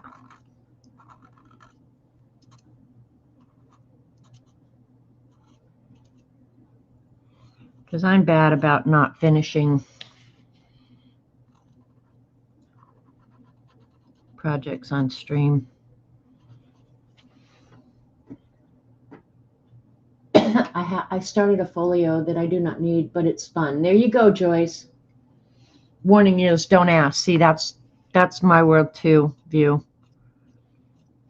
If you don't understand, you're never going to get it. So if I answered you, I'd just be wasting my breath because you're too stupid to understand, probably.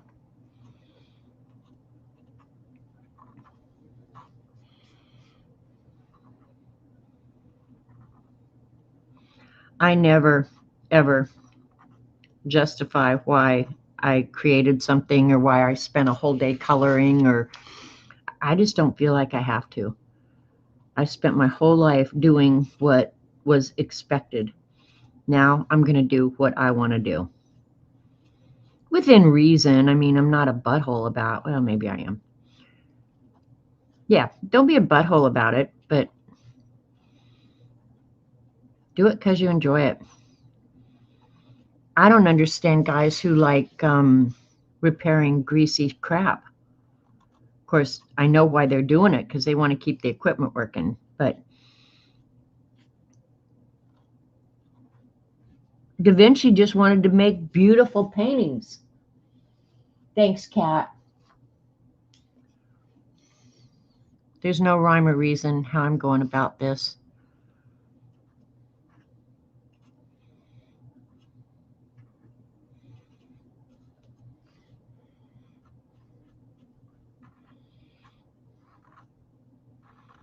And I think if I wasn't on stream, like if I was doing this while I was just sitting here by myself, I'd have a podcast on, I'd have music on, I'd have something either that I'm learning something or something I'm just enjoying listening to. So, I mean, I'm not sitting around watching daytime TV. You've been doing the 100-day challenge, doing neurographics and doodling, mix of both, and one drawing of a sunflower. They're on 4x4 cards, and it's a stack has grown. I've been wondering what to do with them. Brenda, make yourself a cool box.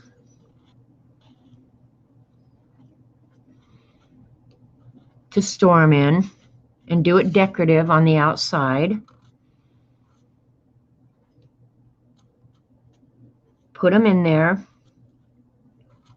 and then don't worry about it, because you had the joy of creating them.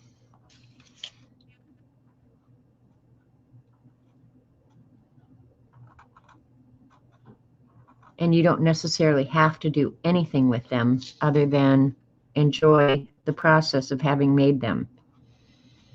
See, it wouldn't bother me if,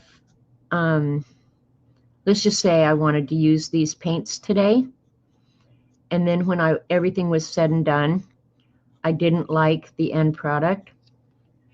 It would not bother me to have played all day long, created something, and then put it in the trash, just like it never happened. Wouldn't bother me that bit. Does it have to be special? Watercolor paints to mix in. Mine look funny. Not necessarily, Missy. I just use these because it's kind of an abstract thing, and I won't use these paints probably for much of anything else anyway. But if you did the wet on wet in the squares, they don't have to be granulating. You could be just mixing colors and letting the paints do whatever it is the paints want to do. Of course, it's not going to look like this, but that doesn't mean that it's not going to be cool and pretty anyway.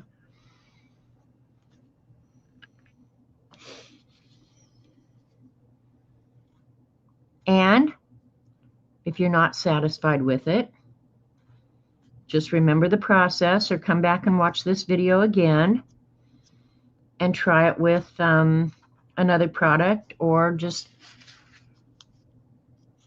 try it again until you get what you like. But I have no problem throwing stuff away if it's not what I like. It doesn't bother me even a little bit.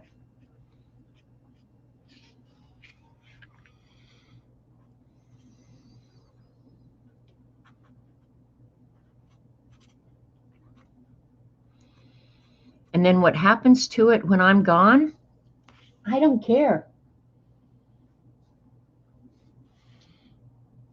I fully expect and have told Jamie that the first thing he'll do when I'm gone is call the local trash company and say, get a dumpster delivered today.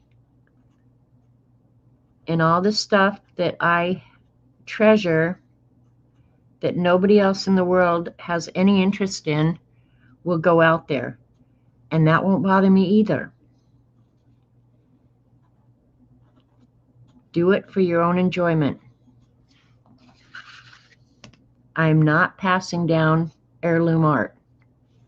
Got it?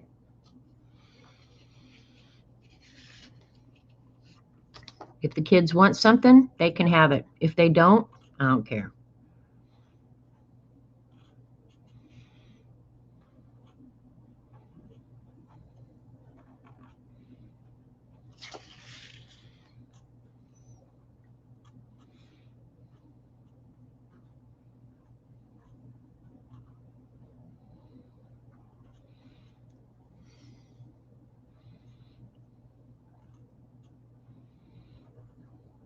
Jamie sent me a picture. I don't know if they were out hiking or what, but I'll show you this picture. I'm sure a lot of you have been to Colorado, the mountains in Colorado, and know how just absolutely gorgeous it is there. And you guys, I have not missed Colorado, not one day since I left there, which is odd because there was a part of me that thought I would never, ever leave Colorado to begin with. But I love Oklahoma. But then when I see pictures like this, it's just like, well, maybe I do miss it a little bit. All right, I think I got all, oh, there's one I missed, right smack dab in the middle. Hey, Terry, could you take a look at this and tell me what I've missed? Terry's really good at pointing out what you've goofed up. Waiting on you, Terry. Let me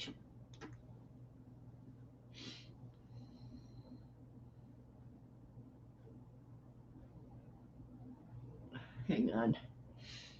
Take me a minute. Oh, he just sent me another one.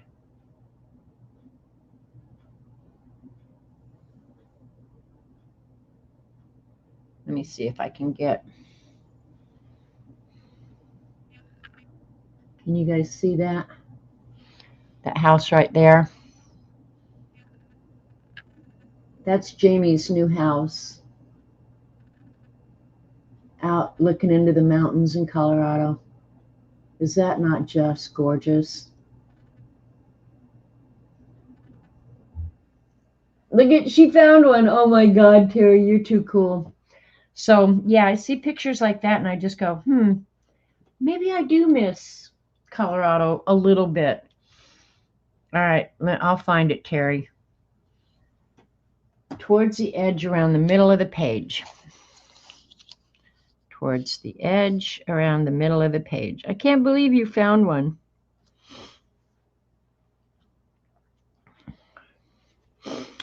Clean some of these up. Some of them I wasn't too careful about. Toward the edge, middle of the page.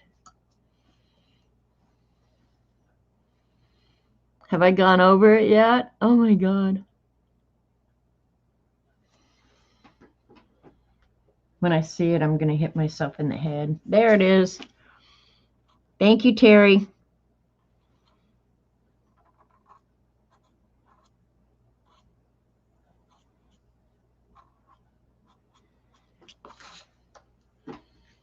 Got it.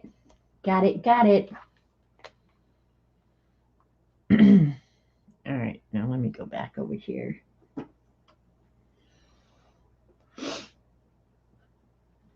And get some drink.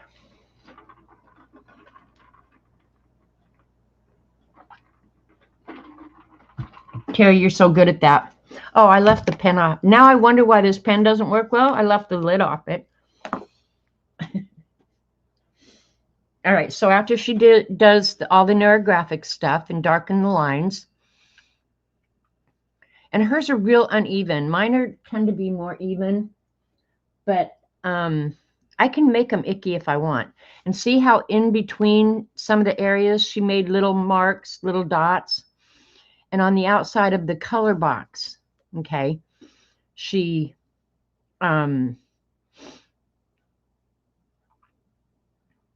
made little dots.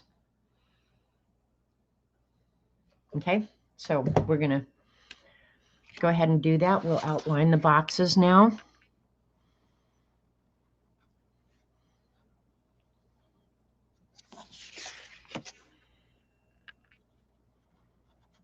I assume she did it on the outside ones. I don't know. So let's just here and there make our lines a little uneven, because it's going to disappear in the doodles. Now my squares are a little bit more perfect.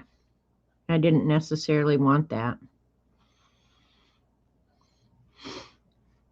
And I didn't notice if she went ahead and rounded the corners of the squares as well. Now I'm not going to do them as pronounced if I can help it.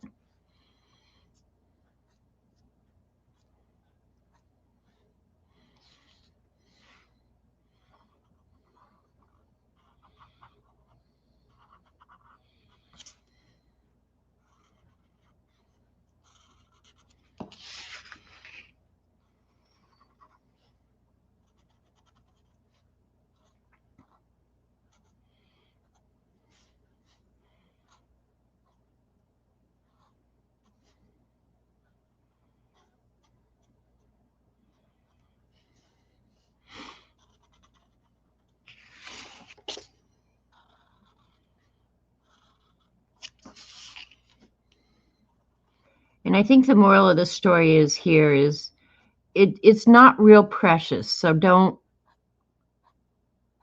yeah, like there's a lot of room for error here. So take advantage of it.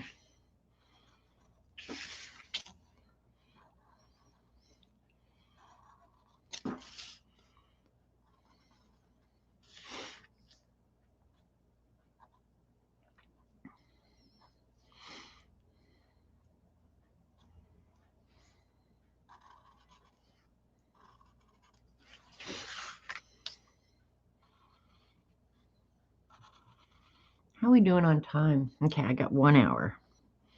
We should be able to handle that. I'll at least get a good start, and then you won't just have to sit and watch me do this endlessly. And chances are I won't get it done until tomorrow, because when I'm done here, I generally fix dinner.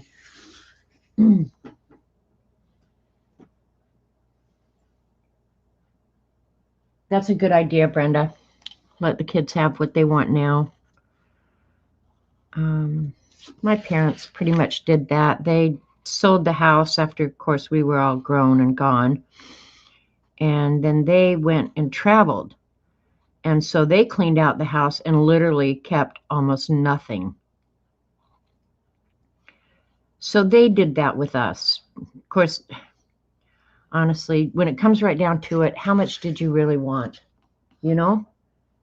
I don't know that any of us really wanted that much of anything. And the one thing we fought about, well, we didn't fight about it, but all of us said we wanted it, was we called it the goodie box. And it was a box of junk that we had collected out of like Cracker Jack boxes or gumball machines or stuff like that, you know, just little worthless, absolutely worthless junk. But it all had memory, and my sister ended up with it. So I assume she still has the goodie box, and now her kids, of course, I don't see, we only got to get the goodie box out on rainy days when we were all stuck in the house. So the goodie box, you know, and it had gotten quite big, of course, after 7 kids, you collect up a lot of that junk. And I could pick out things that were mine. But it was just small toys that most mothers, I think, probably put in the trash. My mother just threw it in a box and called it the goodie box. And every one of us said we wanted the goodie box. And I don't know if Mother did it by a raffle or what she did. I honestly don't know. Don't care. I'm glad my sister got it. Of course, her kids were probably all grown by that time, so they didn't get to play with the goodie box. And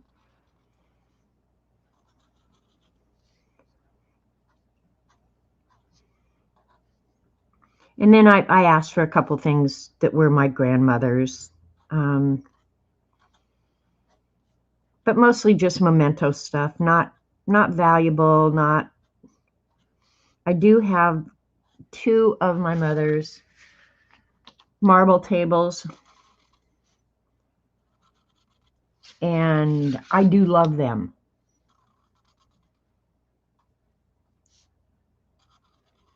And I can't imagine having marble tables with kids, but we did have marble tables.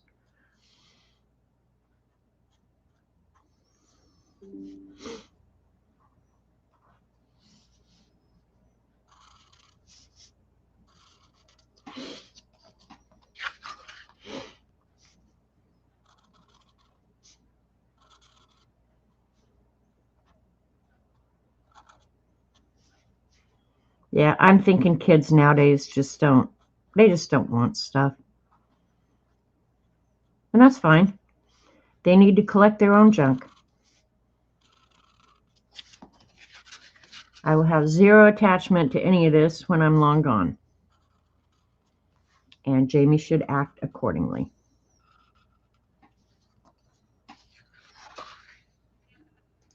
And all of their dad's stuff, I gave them that at the memorial service. So things they might have wanted that were their dad's, that's already gone. Been gone for years. Because I want them to enjoy it, you know, their whole life. Why wait until I'm dead? And I don't think it's about the stuff anyway, you know. The stuff that I have and that I wanted, it was all about the memories. Wasn't about the actual stuff.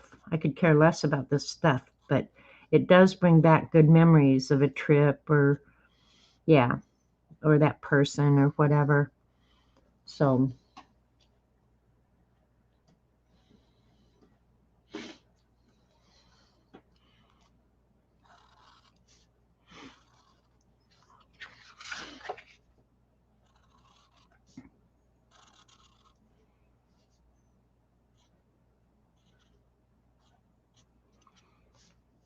I guess the beauty of something like this is you really can't screw it up. Or if you do, it's so easy to incorporate into part of the design that if there is what I would consider something I goofed up, it'd be hard to identify.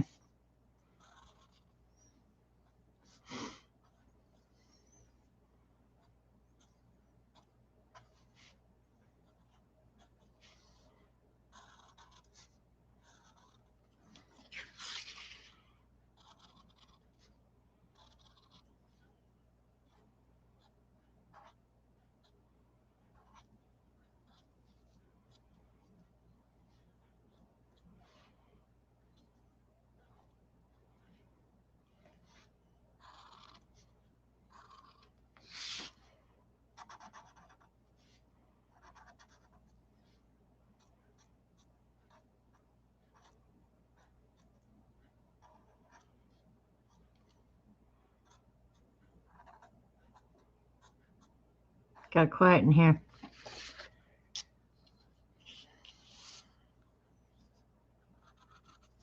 Try not to miss anything, but I know if I do, all I have to do is say, hey, Terry, what did I goof up? Bam, there's your answer.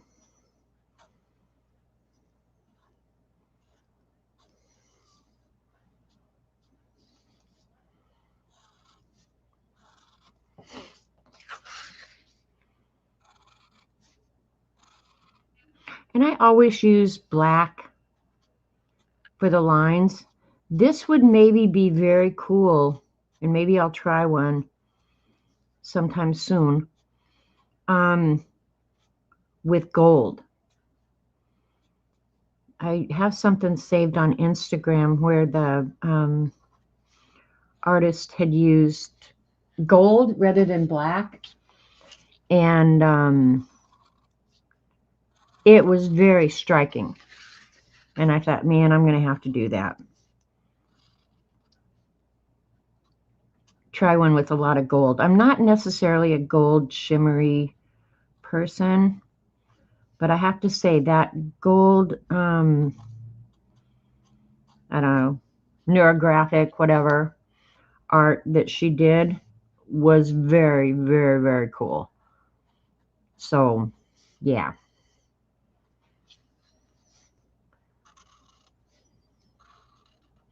Now I have done some where I've made these black lines bolder and then added like white dots or something to it. That is also very cool. But the gold, I don't know. And it was, I think the color she used with the gold was green, like an emerald green. It was so pretty. So, yeah, that's another one of those things that I thought, oh, I'd like to try that.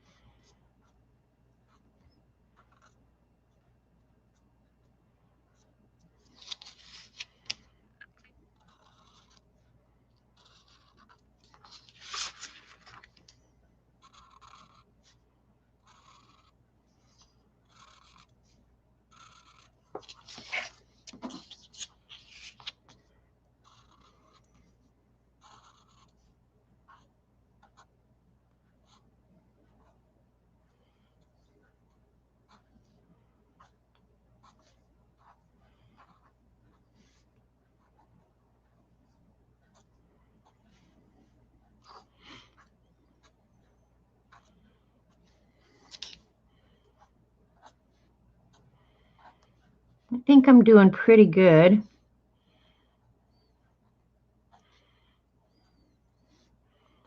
Not missing any.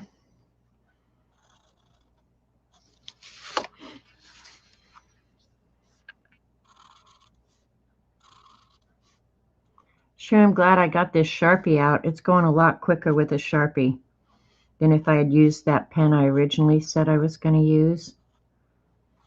Yeah, I think it's made a big difference.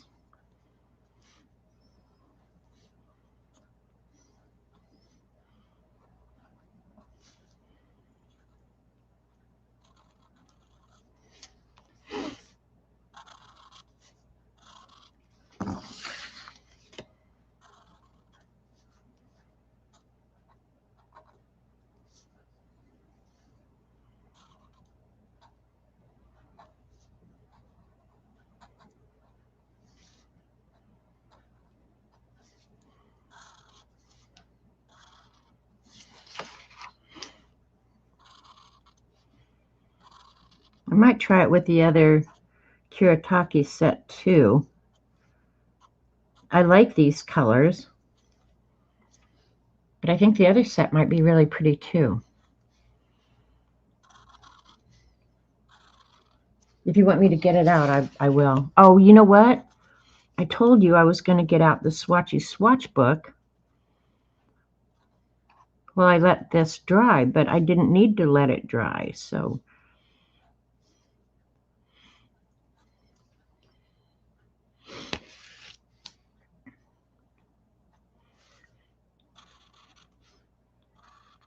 I'll get it out and show you guys.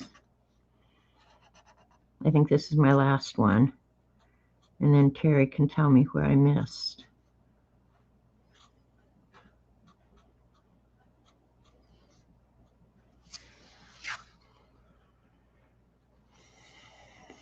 That one didn't have any in it.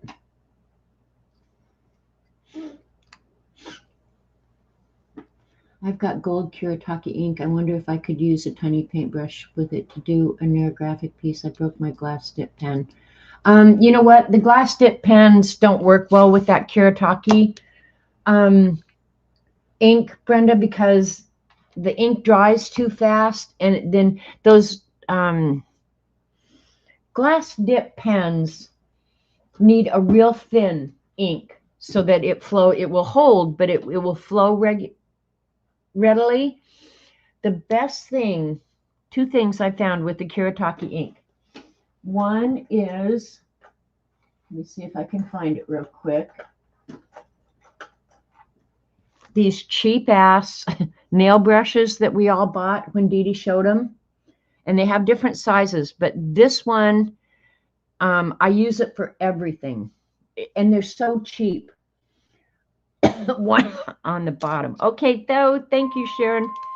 Oh, here's the bad weather update. The National Weather Service. Here you go. Severe thunderstorm watch number 161, affected until 9 p.m. Central Daylight Time. This watch includes the following counties in Oklahoma: Craig, Delaware, Mays, That's me. Nowata, and Ottawa, and the following counties in Arkansas: Benton and Carroll, and the following counties in Missouri: Berry and McDonald, and the following counties in Kansas. Same every day. And Montgomery. Remember, a severe thunderstorm watch. The ruler pens do work well, actually. Including large hail and damaging winds. Large hail, damaging winds. While severe Hi, weather Ink may Pop. not be imminent, persons should remain alert for rapidly changing weather conditions and listen for later statements and possible warnings.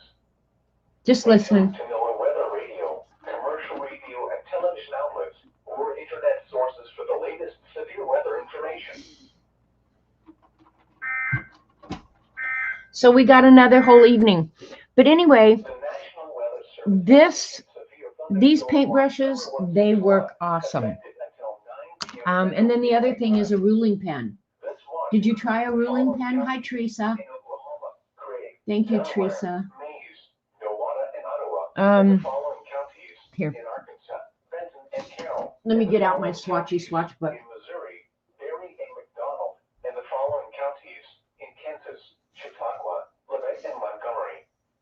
Remember, a severe thunderstorm watch means the conditions are favorable for the development of severe weather, including large hail and damaging winds in and close to the watched area. While severe weather may not. Thank you, Sharon. It's just, this is Oklahoma in April. Okay, if you haven't seen my swatch book, Dee Dee sent me this awesome flow diary, turned it into a swatch book. So let me go to watercolor. This will only go on another minute. These are the watercolors. This is so useful, you guys.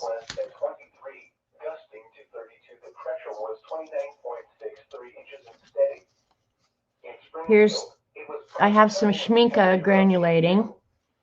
The wind was southwest at 23, gusting to 35. In Kansas City, it was partly sunny with a temperature of 71. The wind was just looking. at 15, gusting to 28. In Wichita, it was partly There's sunny Kuretake. with a temperature of 71. The wind There's was northwest the at regular 13, paints. gusting to 25. In Chimney, Okay, light these rain are the two was granulating up here. 82. The bottom one is the one I used, and the top one is the other one. So, At Oklahoma City Rogers Airport, it was sunny with a temperature of 87. In Bartlesville, it was sunny with a temperature of 82. In Fayetteville, so scary, huh, Texas cactus? It is, Jana. Fort Smith, it was mostly sunny with a temperature of 88. Once again, Yeah. around the area, So, yeah, there's the granulating paints, and then these are the other Kuretake paints, the Art Nouveau set, which are just more muted colors. This is the 48 set. I should go ahead and check into these and do a price per half pan. And then, let's see, Kat, that set that you put a link to, I think you get all these. You get the starry, the gem, the pearl, the graphite, and the granulating all in one set. So it can look very pricey, but I think you can get them individually as well. I know, Kat is amazing, right? I had a storm shelter built, and we've only ever been down in it one time, and it's not fun. It's not fun at all. In fact, I need to get Robert out there and clean that and make sure that there are no spiders and stuff that want to bite my butt out there. So, yeah. So, but, okay, Kat, if there's a set called Opal, I don't have it. So I think I need to leave this out to remind myself to go look. Now, here's a problem with the Swatchy Swatch book. If I go in now and buy, say there's another granulating set and I didn't leave room here, what would you do? Okay, Kat said you can buy each set separately. What would you do? Would you add a tip in so it stays with like, or would you put an asterisk and say see page whatever? I have not numbered the pages yet. So it would end up back here. Opal is not granulating though. Yeah, I knew that it would just be like one of these gem sets. But see, it would be fun to do it with these other kind of paints too, because none of these paints are you ever going to use in a realistic watercolor. You're just not going to. So you have to do it with some, just playing or abstract or whatever, or accents, or in your color books. So yeah, so those are the two. I'm going to leave this out so I can go look. I love my Swatchy Swatch book. Dee I just can't even thank you enough. I would never have done this if Dee hadn't sent me the book and said, turn that into a swatch book. So every time I get it out, I have to say, I just go, oh, I love this so much. Why didn't I do this before? And I'm not sure why I never did it before, but now when I touch it and I look through it and I use it, I'm just like, this is the best thing ever, ever. Okay, and somebody said that they were going to, they had some Amazon gift card, and they were going to buy some pens. Okay, if I had to single out, and I know, pet, and buy some pens, and I don't know what you're going to use them for. Opal, yeah, I knew Alphabet. I would buy the Langwell pens. I love these. I've not had one, not one of these pens have failed to work when I pulled it out. I would buy the Panda Fly, white, gold, and silver. I don't care about the silver, but the white and gold, best pens ever. And then the other pens, I would probably buy the Sharpie pens. I really would. If you want colored markers, fine line colored markers, you almost can't beat those Sharpies. You have the Opal set. It's not opaque. I use it over fairy wings. Okay, there you go, Joanne. That's a great idea. And the Tombow, those are the best pens on the market, in my opinion, but they're very pricey, and you probably wouldn't use them that much. But the Langwell pens, best pens. And then for just writing, I don't know. It's hard to beat the Uniball pens because they're permanent when dry. So you almost can't beat them. All right. So then let me see. This is what I was going to show you what happens next, because I've got all the black lines done and all the Neurographic in the corners.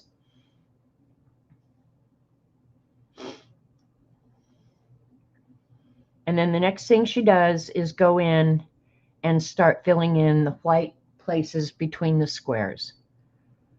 And it looks like it doesn't matter what the shape is. She just goes ahead and fills it up.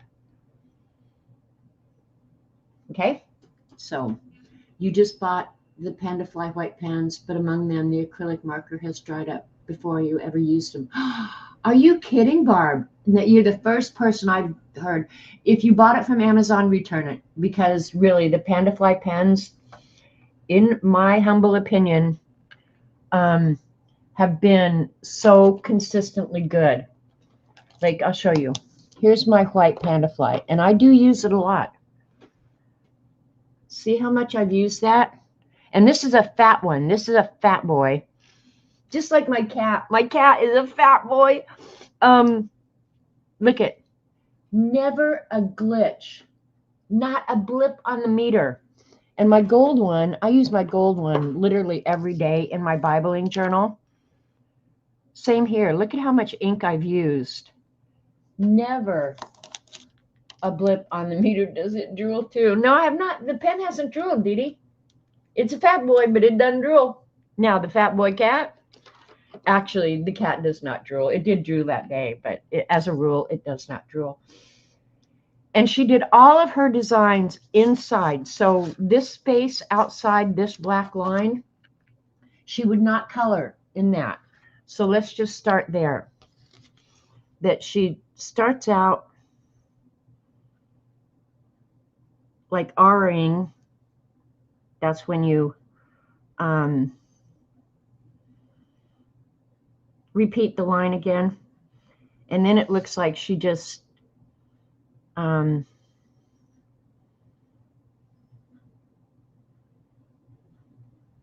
they can be thin or thick. And then inside that, you are that. So in here, I would go in and draw again. And this will take a while. I probably will end up using a pen with a little bit bigger nib. But I am working pretty small, so maybe it wouldn't be in my best interest to do that.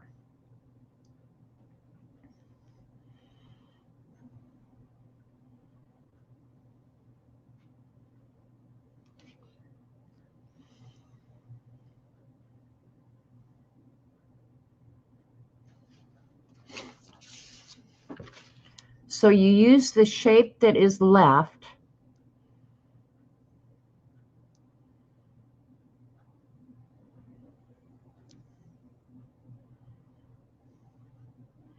to determine what's going to go inside. And I'm sure I'll get a better feel for this as I go. You know, how heavy do I want the lines? How many lines do I want?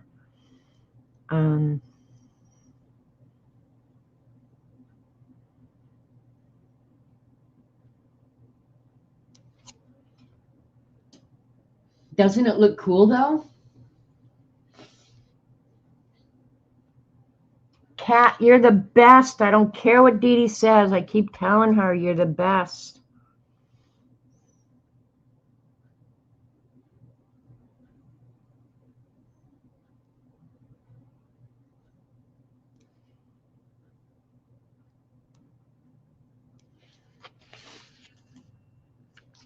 All right. Now, see, I know this Sharpie's going to be too bold. Now, I could get out at 8 or something like that.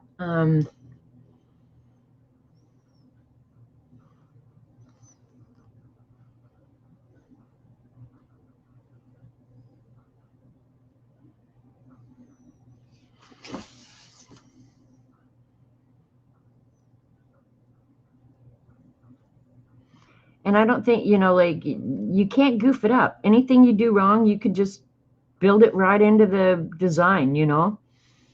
So,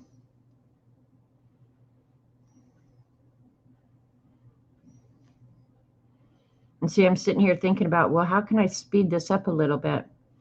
I don't know. If you guys weren't here, it wouldn't bother me. I would just sit down, relax, and do it.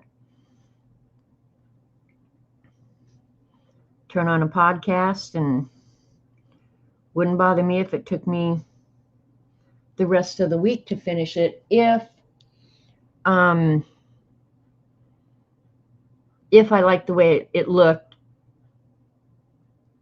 and it was worth finishing.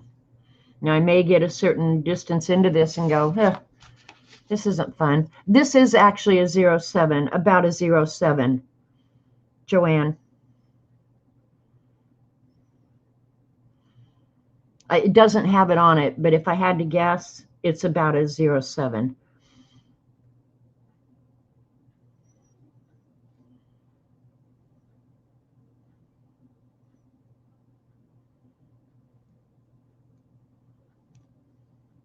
And I'll try and keep about 50% white. I I think that'll just feel comfortable.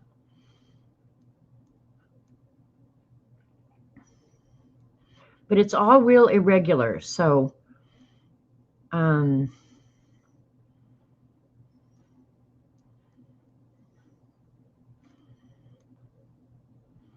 I'm sure I'll start moving faster when I feel more comfortable with what I'm doing. But you just have to work with the shape that's left after you've done the neurographic string part of it.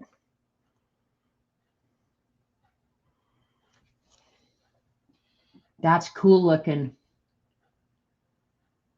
I love Neo 2s too, Missy.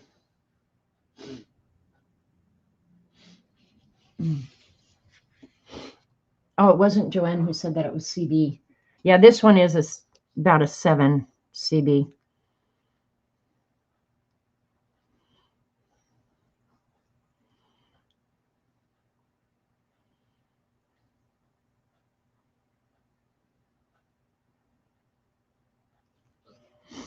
And I'm going to end up with probably some really weird shapes here, if I had to guess. Now this one, okay, let's just see. If this is any bolder. No, that's not going to be any bolder. All right, here, let's go up here and get the 0.8 and see how big a difference that makes. These pens have lasted forever, these Zigs. They've not been my favorite go-to pen.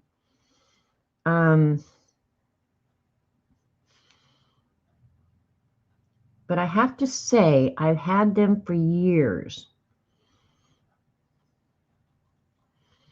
That's not making that big a difference, really.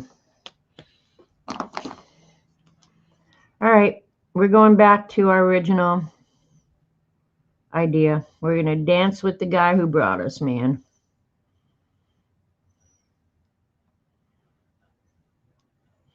We'll just move a little faster.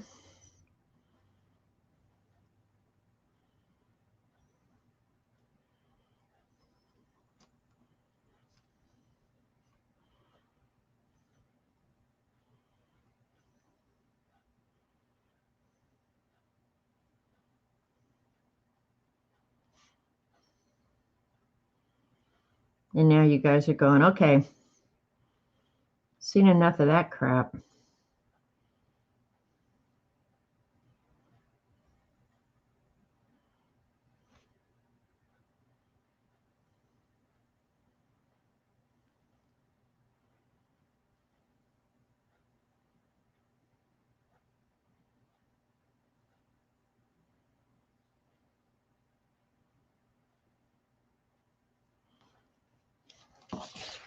See this space here, this is really big.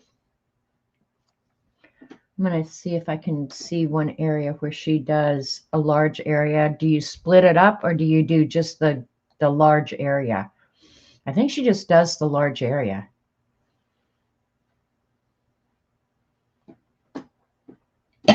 Yeah, I like zigs. Yep, she just does the large area. Okay, let's do our best.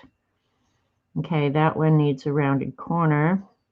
So I think this is where you can catch any place you might have missed so you don't have a sharp corner. This is where they're going to stick out like a sore thumb.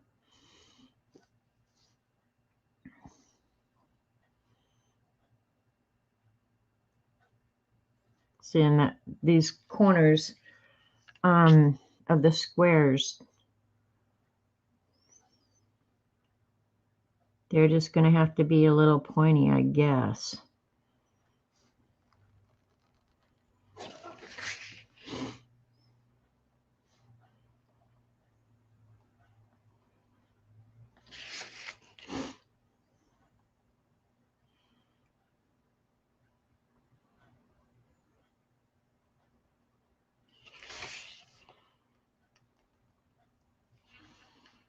Yeah, you're going to get some really funky shapes here. That's cool. I like that, okay.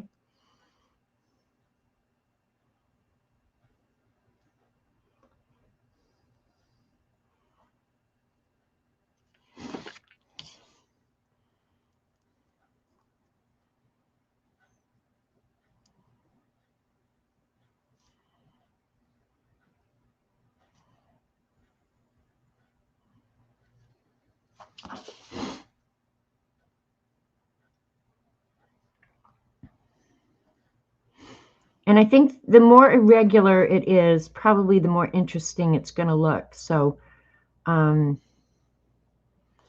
I would say don't be afraid to, you know, add little humpy doos or whatever to make it more interesting. You did a neurographic piece in white on craft card for 100 Day. That was April. The dot top was dry and brush and gummy. Huh.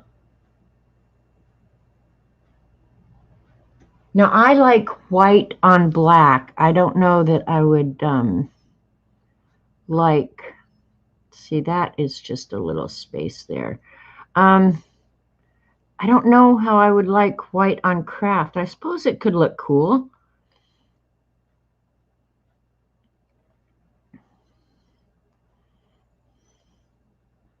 I actually have seen a like a portrait white on craft, and it was cool looking. So yeah, I bet that could look cool. I think I'm going to leave that and just do more dark in there.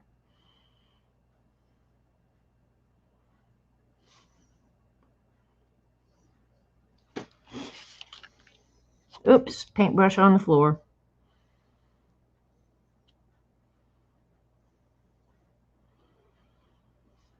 And I can't remember who was talking about using the mica gold and that it you broke your glass pen. If you want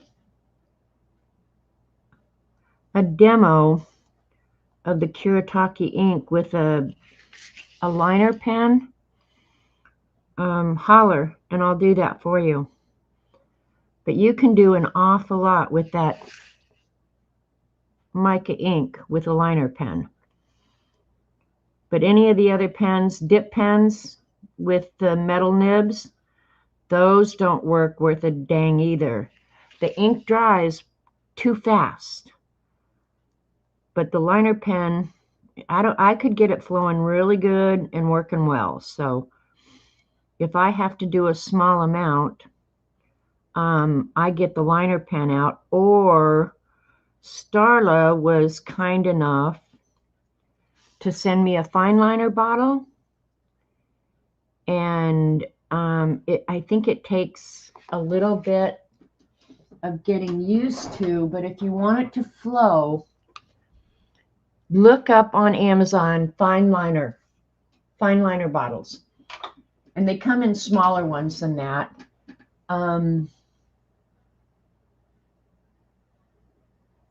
Pens were a point of contention with your ex. He said I'd die before I ever use up all that ink. You know what? That's my prerogative, dude. Now get lost. That was one of the pens in the Pandafly set, and the first time I used it, but return date had come and gone. The rest in the set are fine. Now that's a bummer, Brenda. That is a real bummer. I hate that. I hate that you, especially, and I'm not responsible. I mean, I don't make you buy anything. I don't mind giving recommendations, and you get to decide if you want to buy something or not.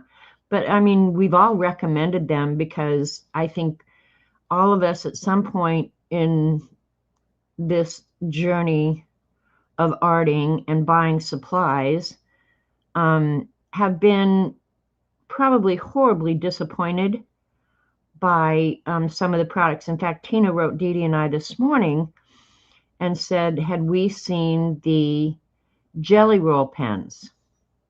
It was a shimmery set that color shifted. And I had a shimmery set years ago. And when I was thinking about it, I thought, you know, of all the products that I bought, I probably love Jelly Roll as much as any product I really ever bought. And I still have a bunch of them. I just looked back here to see if I kept any of the shimmery. When I did my pen build, I threw a ton of pens away. Things that just I was disappointed in, just for whatever reason, I ended up getting rid of them. And I must have gotten rid of all the Jelly Roll shimmery pens. But I wrote Tina this morning and I said, you know, because I was sitting there thinking about it, I love Jelly Roll pens. If you asked me, I would say, oh my gosh, I love Jelly Roll pens. I've never been more pissed off or disappointed as I was in the Jelly Roll White. When you very first got it, it worked so good. And it was like, oh, we're in utopia now. I finally found a white pen that works well. Well, it worked well for about a week. And then it turned to crap. And so I was disappointed. And there were some of the other ones too. And I love the Jelly Roll pens. I love their shape. I love their barrel. I love so much about them. But I have to say, they've been one of the biggest disappointments. And I think that's why we all love and recommend the Pandafly pens so readily, is because I think we've all been burned by white pens thinking they're going to work so good when in reality, you're always disappointed. Always disappointed. And I hate that. So, yeah, there you are. There's my pen story. And I saw a video on Instagram the other day, somebody talking about white pens, and I think it was a Jelly Roll. Well, she'd showed the Sakura, and I used to really recommend that, you know, that if you want a good white pen, get this Sakura, get the ones they sell from Japan, they work better, blah, blah, blah. And I ended up disappointed in them as well, you know. But so far, I have to say, I'm sorry that you were disappointed by your Pandafly purchase, because I have been in awe of how consistently they have worked.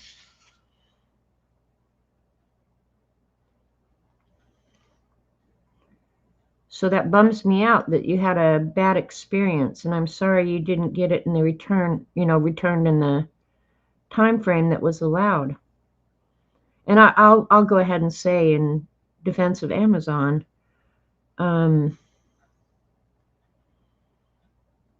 have not had 1 ounce of problem thus far with a Amazon return.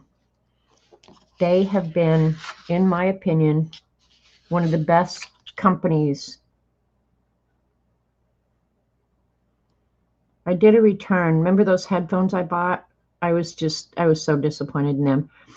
And so I filled out the return paperwork, and they weren't expensive. So, I mean, if I hadn't returned them, nothing would have been lost. Nobody would have cared.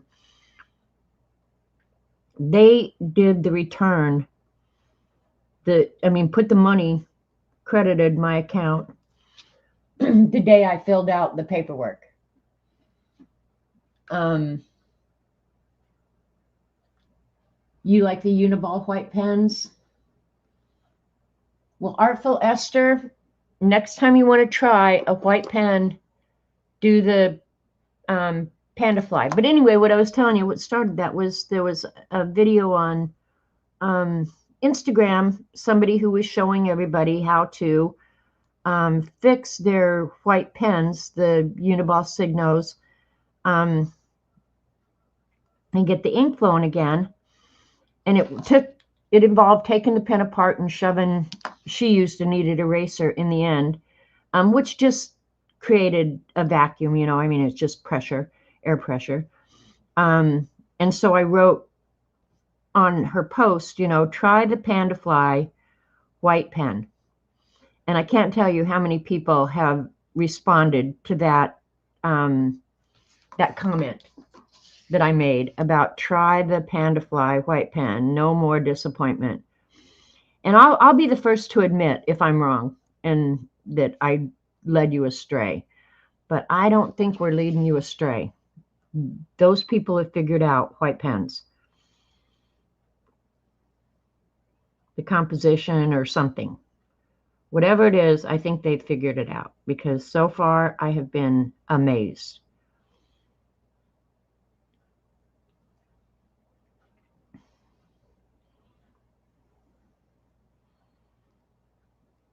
pleasantly surprised, I guess, is the way to put it. And I don't think we paid a lot for them. I mean, I never remember what something costs. I have to go look it up. But I have to say, for whatever we paid for them, I think we got good value. Because the last set of Uniballs that I bought, I literally had to order them from Jet Pens and wait for a shipment from Japan.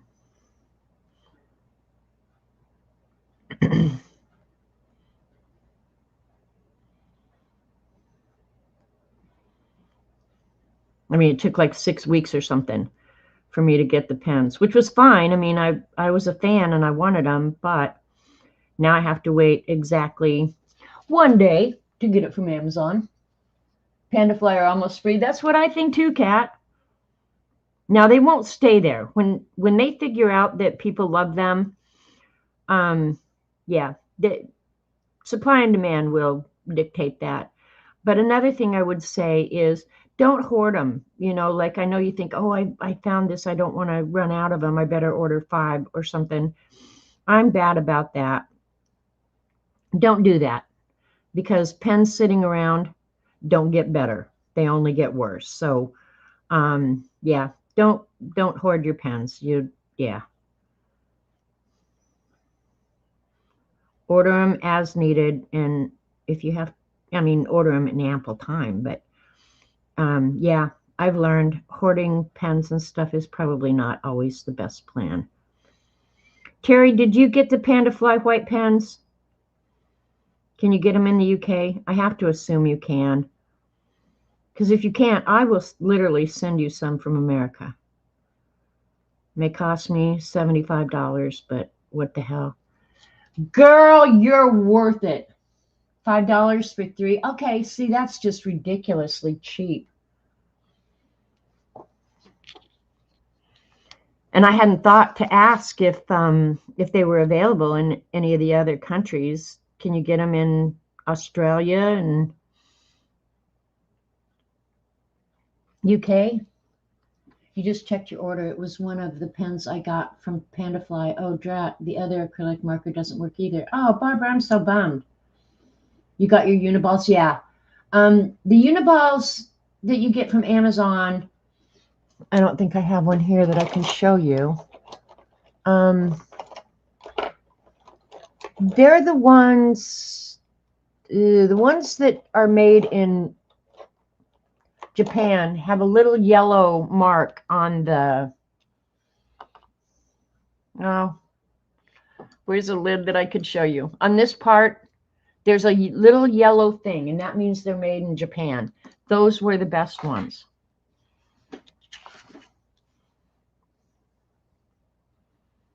But yeah, if you like them, order what you like. I'm not forcing you to buy anything. I'm just saying, based on my experience, my long, forever experience, I don't know. I think you're going to have a hard time finding something that works consistently as well as the Panda Fly. And believe me, I've tried them all. You got Panda from Amazon UK? Okay. Terry might have stepped away. They're loaded with ink. I'm going to see if I can figure out a way to make them flow. If you got them from, oh, did you say that you'd already missed the return date? Because I was going to say, I would return those bad boys in a heartbeat. You don't get to rip me off. But I think you said they were past the return date.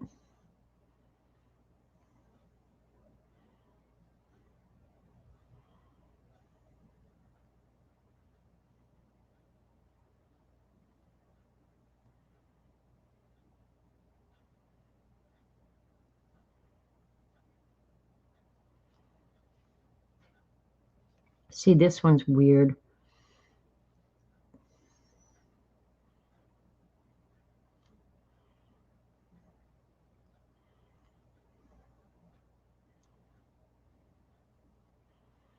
I wish I had a pen that was somewhere between the Sharpie Fat Boy and the thin nib. There probably is one. I don't know.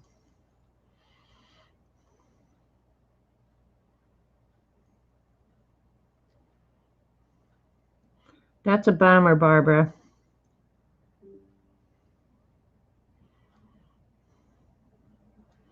I did look.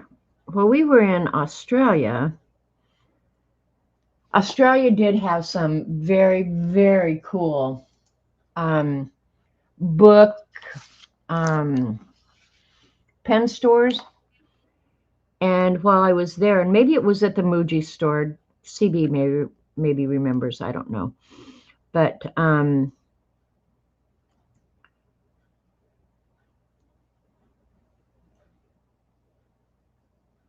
I love those Muji pens. And when we were in Australia, I bought a ton of them. And this weekend, oh, I was looking for a pen to do the background. I wanted a real fine nib. See how fine that line is?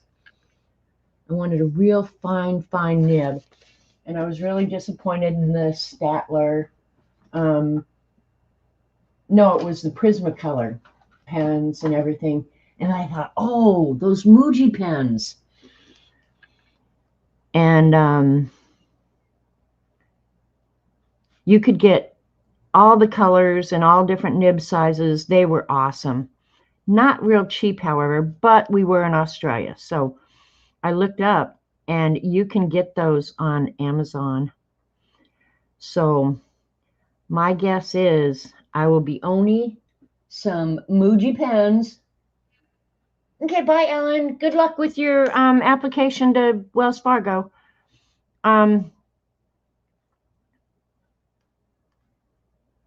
Yeah, I thought, I can't believe they're going to sell Muji pens at Amazon. And I thought, well, I can always go to Jet Pens. But the problem with like going to Jet Pens or Blick or one of those is you have that shipping threshold.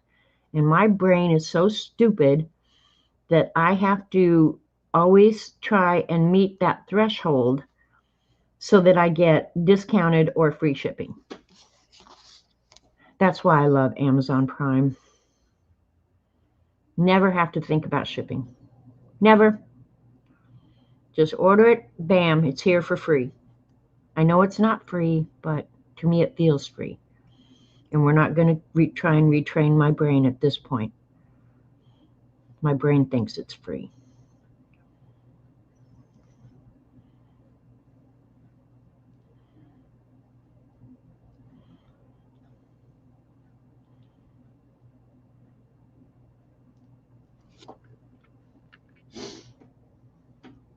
All right, I need something to drink.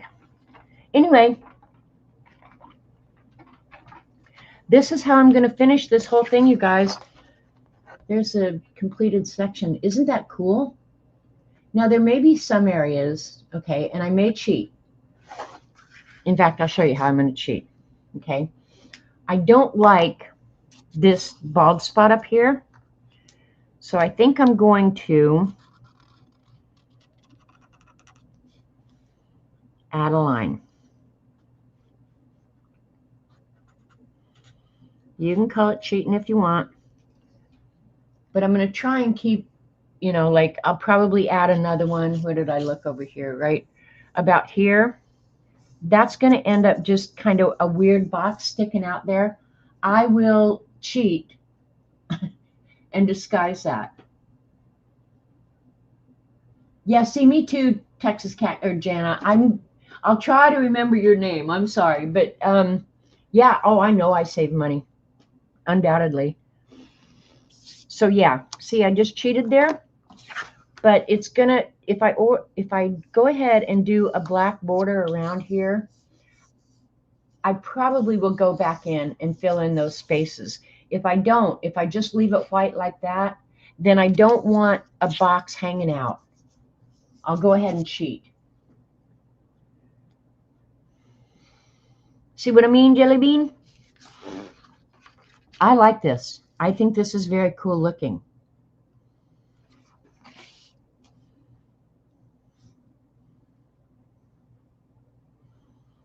So I will post this on Instagram when I get it done. It'll probably be later in the week because tomorrow I'm going to work out in the garden. So I don't know that I'll be arting too much tomorrow. But whenever I get it done later on in the week, I will post it on Instagram. Dee Dee made me post the other day all the stuff I hadn't done. And I did take a picture of the Zentangle, but I haven't posted it yet either, because I suck that way. I honestly don't think about it. Don't anyhow spit.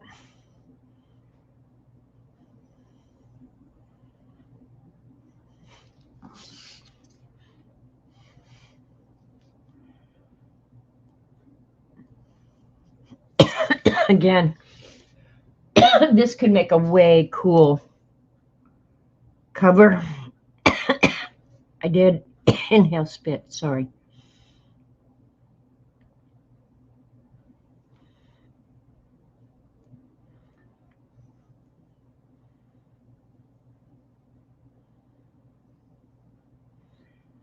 So yeah, I'll post it. And I will go ahead and tag Blair Illustrations. If I do get inspired by somebody, I do try and give them credit. I didn't think of this. Now I may alter it and do different versions of it. I don't necessarily want to just copy somebody's art, but this I thought was very cool looking. So here we are. And I may go ahead and add a black border. I don't know. I'll see what I think when I get it all done. So if you try it to do one of these, one, go ahead and give Blair Illustrations credit and tag me so I can see, okay? Terry, I expect you to do this because I'm bossy that way, and I will do that. And Terry never answered me, or if she did, I missed it, about whether or not Dorothy said she could get the panda fly, but Terry never said if she had ordered some.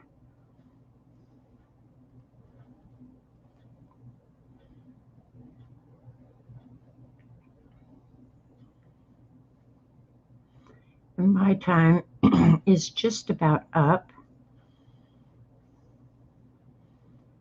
So I won't see you guys again until Wednesday morning at Dee Dee's. Kathy Berg, I think they said this morning that Kathy Berg will not be streaming, and I don't blame her. Her little pup went across the Rainbow Bridge, and keep an eye out for Dee Dee's portrait. She's going to do a portrait of Jack for Kathy Berg, which I think is just the sweetest thing ever. And I wish I had the ability to do that. I think it's just the nicest gesture ever to create a portrait. You said twice you got them. Okay.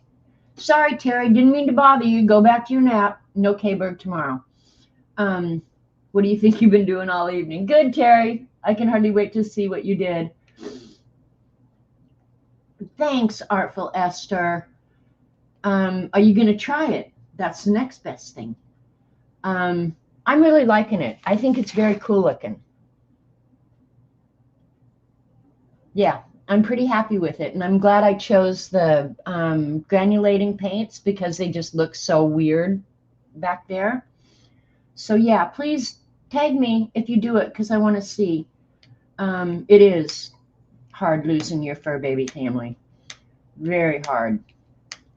I can cry to this day over Rosie and Roxy. But you know what?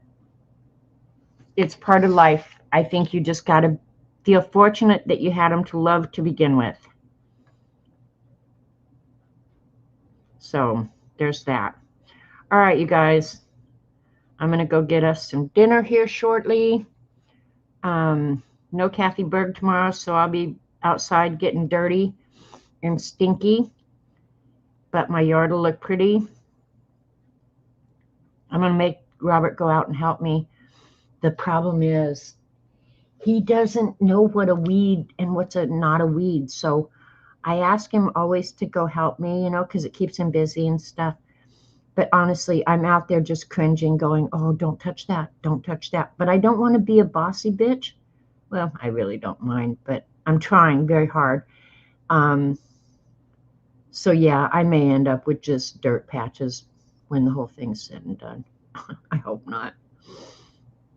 Lucretia, you are going to do it? Awesome. Tag me. I lost 3 in 3 years. It's been awesome and fun. Oh, all right. Well, thank you guys. I know your time's valuable and there's a million things you could be doing. And I appreciate you spending some of your valuable time with me. Yeah, go out in the world, try and be kind. It's easier to be kind when you do Walmart pickup. Just say it. All right, you guys, I'm out of here. Love you. See you. Bye.